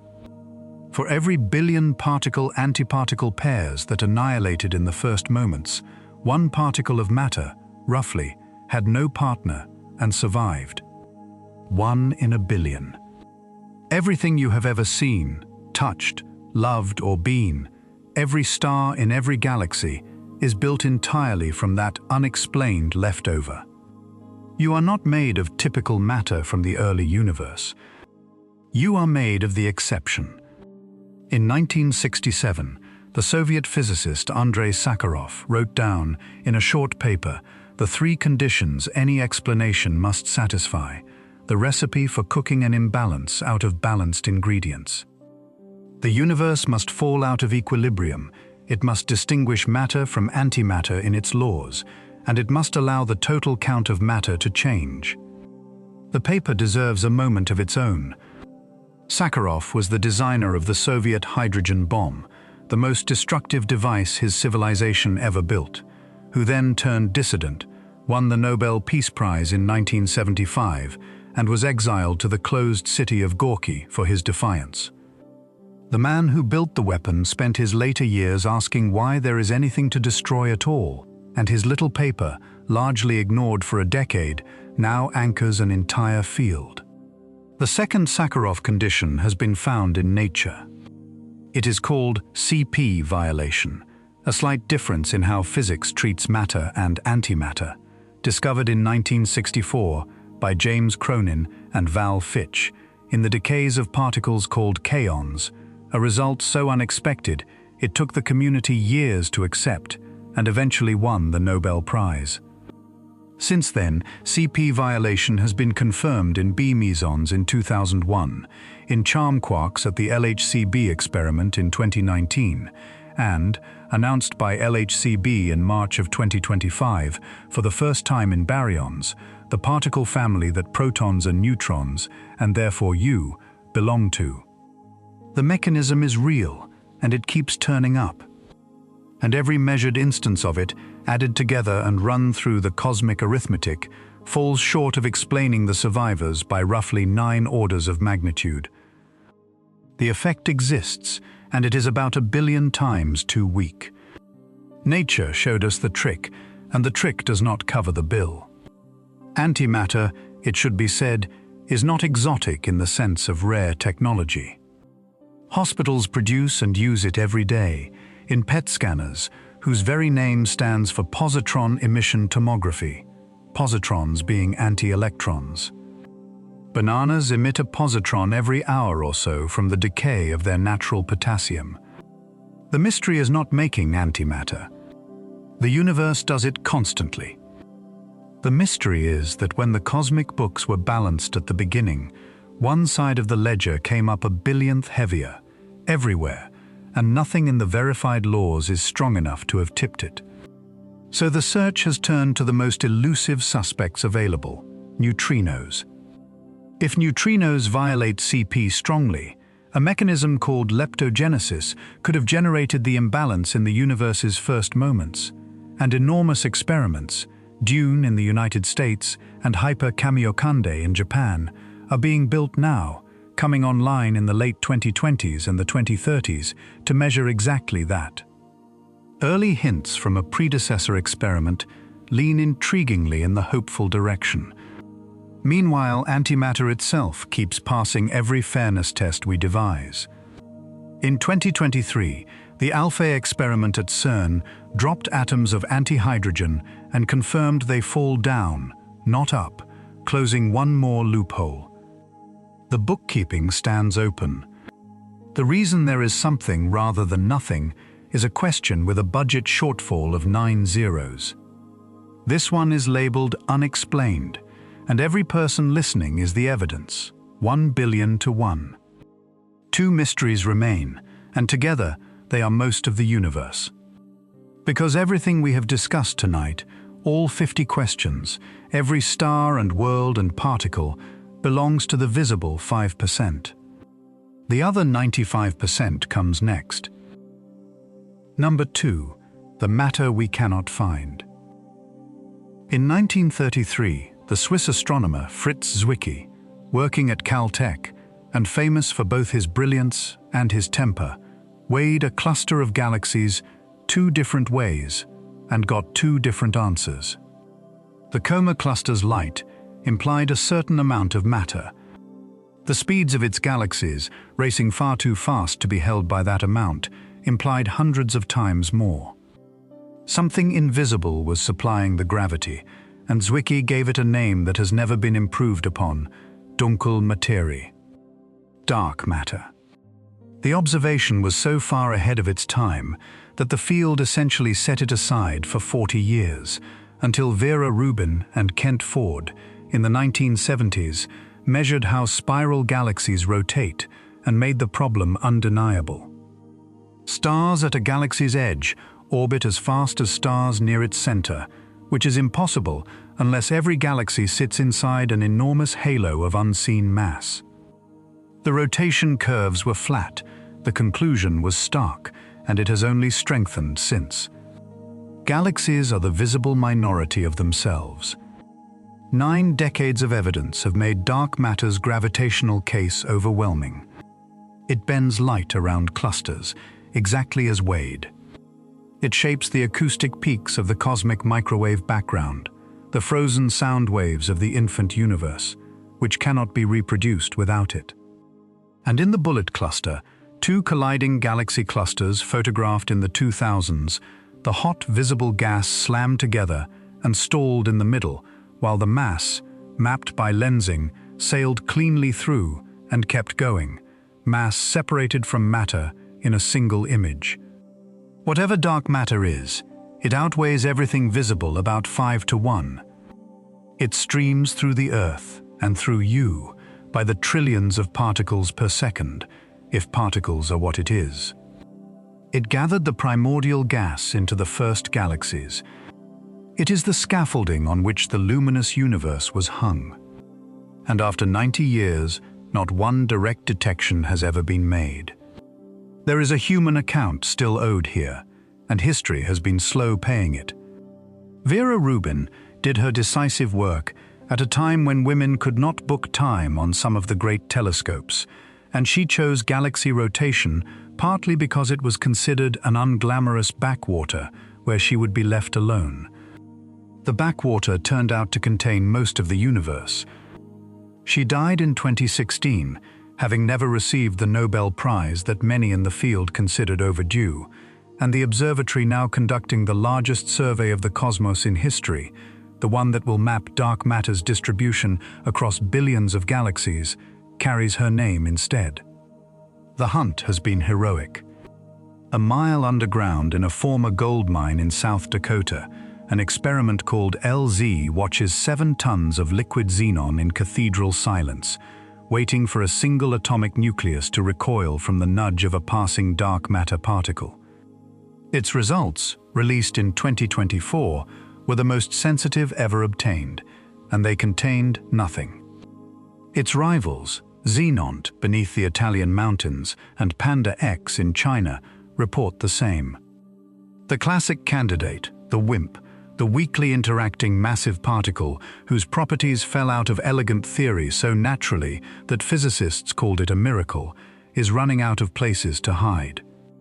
The scale of the disappointment is best measured against the confidence that preceded it. For 3 decades, the WIMP hypothesis was so compelling that theorists spoke of it as an appointment the universe was expected to keep. The particle would have the right mass, the right abundance, and the right interactions, all falling naturally out of theories built for entirely separate reasons. Detector after detector was built to greet it, each 10 times more sensitive than the last, each returning silence. The silence is now itself a scientific result of the first rank, a map of everything dark matter is not. The field is pivoting to stranger quarry, axions, ultralight particles that would ripple like waves through detectors such as ADMEX, dark photons, self-interacting dark sectors, and the primordial black holes from number 11 on this list. Meanwhile, the alternative, that there is no missing matter and gravity itself misbehaves, is being tested in the wide binary courtroom we visited at number 17. Every road on tonight's list keeps arriving at this junction. Recall, one final time, the idea that has been climbing through this countdown.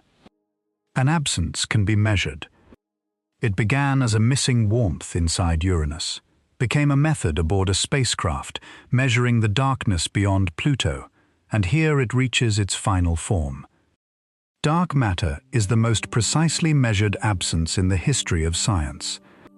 We know its abundance to the percent, its temperature behavior, its distribution across the sky, its role in cosmic history, everything about it except what it is.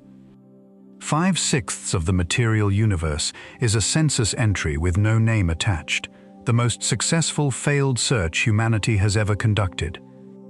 This one is labeled unexplained, 90 years and counting. And still, dark matter is only the second largest unknown. The largest is not a substance so much as a behavior, and it may have just been caught changing. Number 1. Dark energy may be dying. In 1998, 2 rival teams of astronomers were racing to measure how quickly the universe's expansion is slowing down. That the expansion was slowing, nobody seriously doubted. Gravity pulls, so an expanding universe full of matter must decelerate, and the only question was by how much. The teams, the High-Z supernova search led by Brian Schmidt with Adam Rees, and the Supernova Cosmology Project led by Saul Perlmutter, used exploding white dwarf stars as standard candles, beacons of known brightness whose faintness reveals their distance. Measure enough of them, far enough into the past, and the universe's expansion history falls out of the data. Both teams got the same answer, and the answer was on nobody's list of possibilities. The expansion of the universe is speeding up. Something is pushing.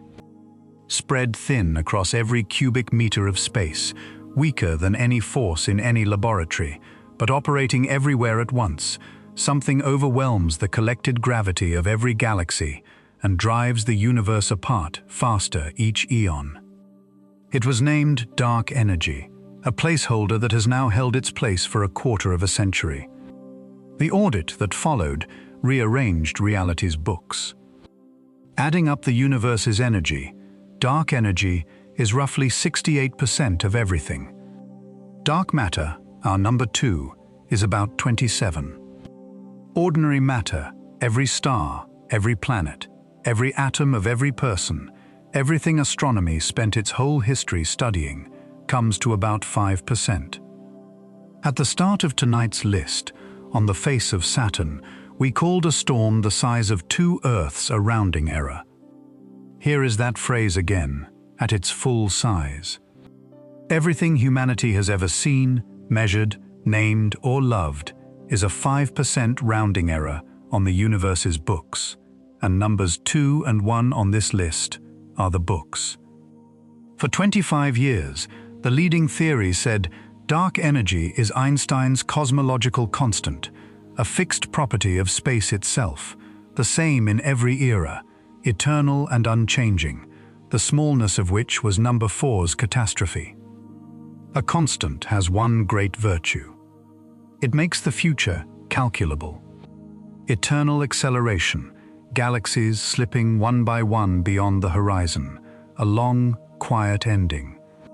That was the default future of the universe, printed in the textbooks. Then the newest instrument on the case filed its reports. The Dark Energy Spectroscopic Instrument, DESI, mounted on a telescope on Kitt Peak in Arizona, has been building the largest three-dimensional map of the universe ever attempted. 5,000 robotic eyes, capturing galaxy positions by the tens of millions, reading the expansion history from patterns frozen into the galaxy distribution by sound waves in the primordial plasma. In 2024, DESI's first-year results contained a hint that made cosmologists sit up carefully. In March of 2025, with 3 years of data, the hint strengthened.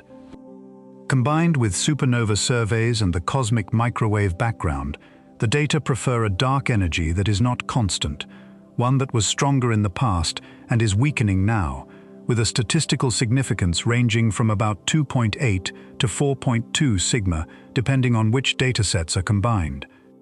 In plain language, the universe's dominant component may be evolving, and the evidence is at the level where careers lean in, but nobody yet declares. The method behind DESI's map is one of the loveliest recycling acts in science.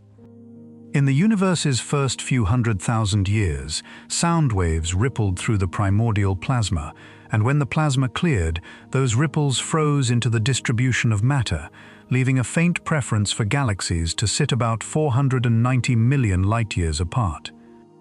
That fossilized wavelength acts as a ruler stamped into the sky at every epoch. Measure the ruler's apparent size at different distances, and the expansion history of the universe unspools from the geometry. The early universe, in other words, mailed us a measuring stick, and DESI is reading it at 60 different moments of cosmic history. Be precise about what this is and is not. It is not a confirmed discovery. Signals at this level have dissolved before, as tonight's list has shown more than once. But if it holds, the consequences cascade. The cosmological constant would be dethroned, and with it, the calculable future. A weakening dark energy reopens every ending, continued expansion at a gentler pace, a coast toward stillness, or in some models, an eventual turnaround and collapse. The fate of the universe, which for a generation seemed settled in outline, is once again a live question sitting in unprocessed data. The verdicts are scheduled. The European Euclid Space Telescope, launched in July of 2023, is mapping billions of galaxies. The Vera Rubin Observatory has begun the deepest continuous survey of the sky ever conducted. NASA's Roman Space Telescope follows later this decade. Within roughly 10 years, these instruments together will either confirm that dark energy evolves, rewriting cosmology's standard model, or restore the constant and its long, quiet ending. Either way, the largest single component of reality, 68% of everything, remains a complete unknown at the center of the science that measures everything else. It is the biggest question there has ever been, and it is open right now, tonight, in the data.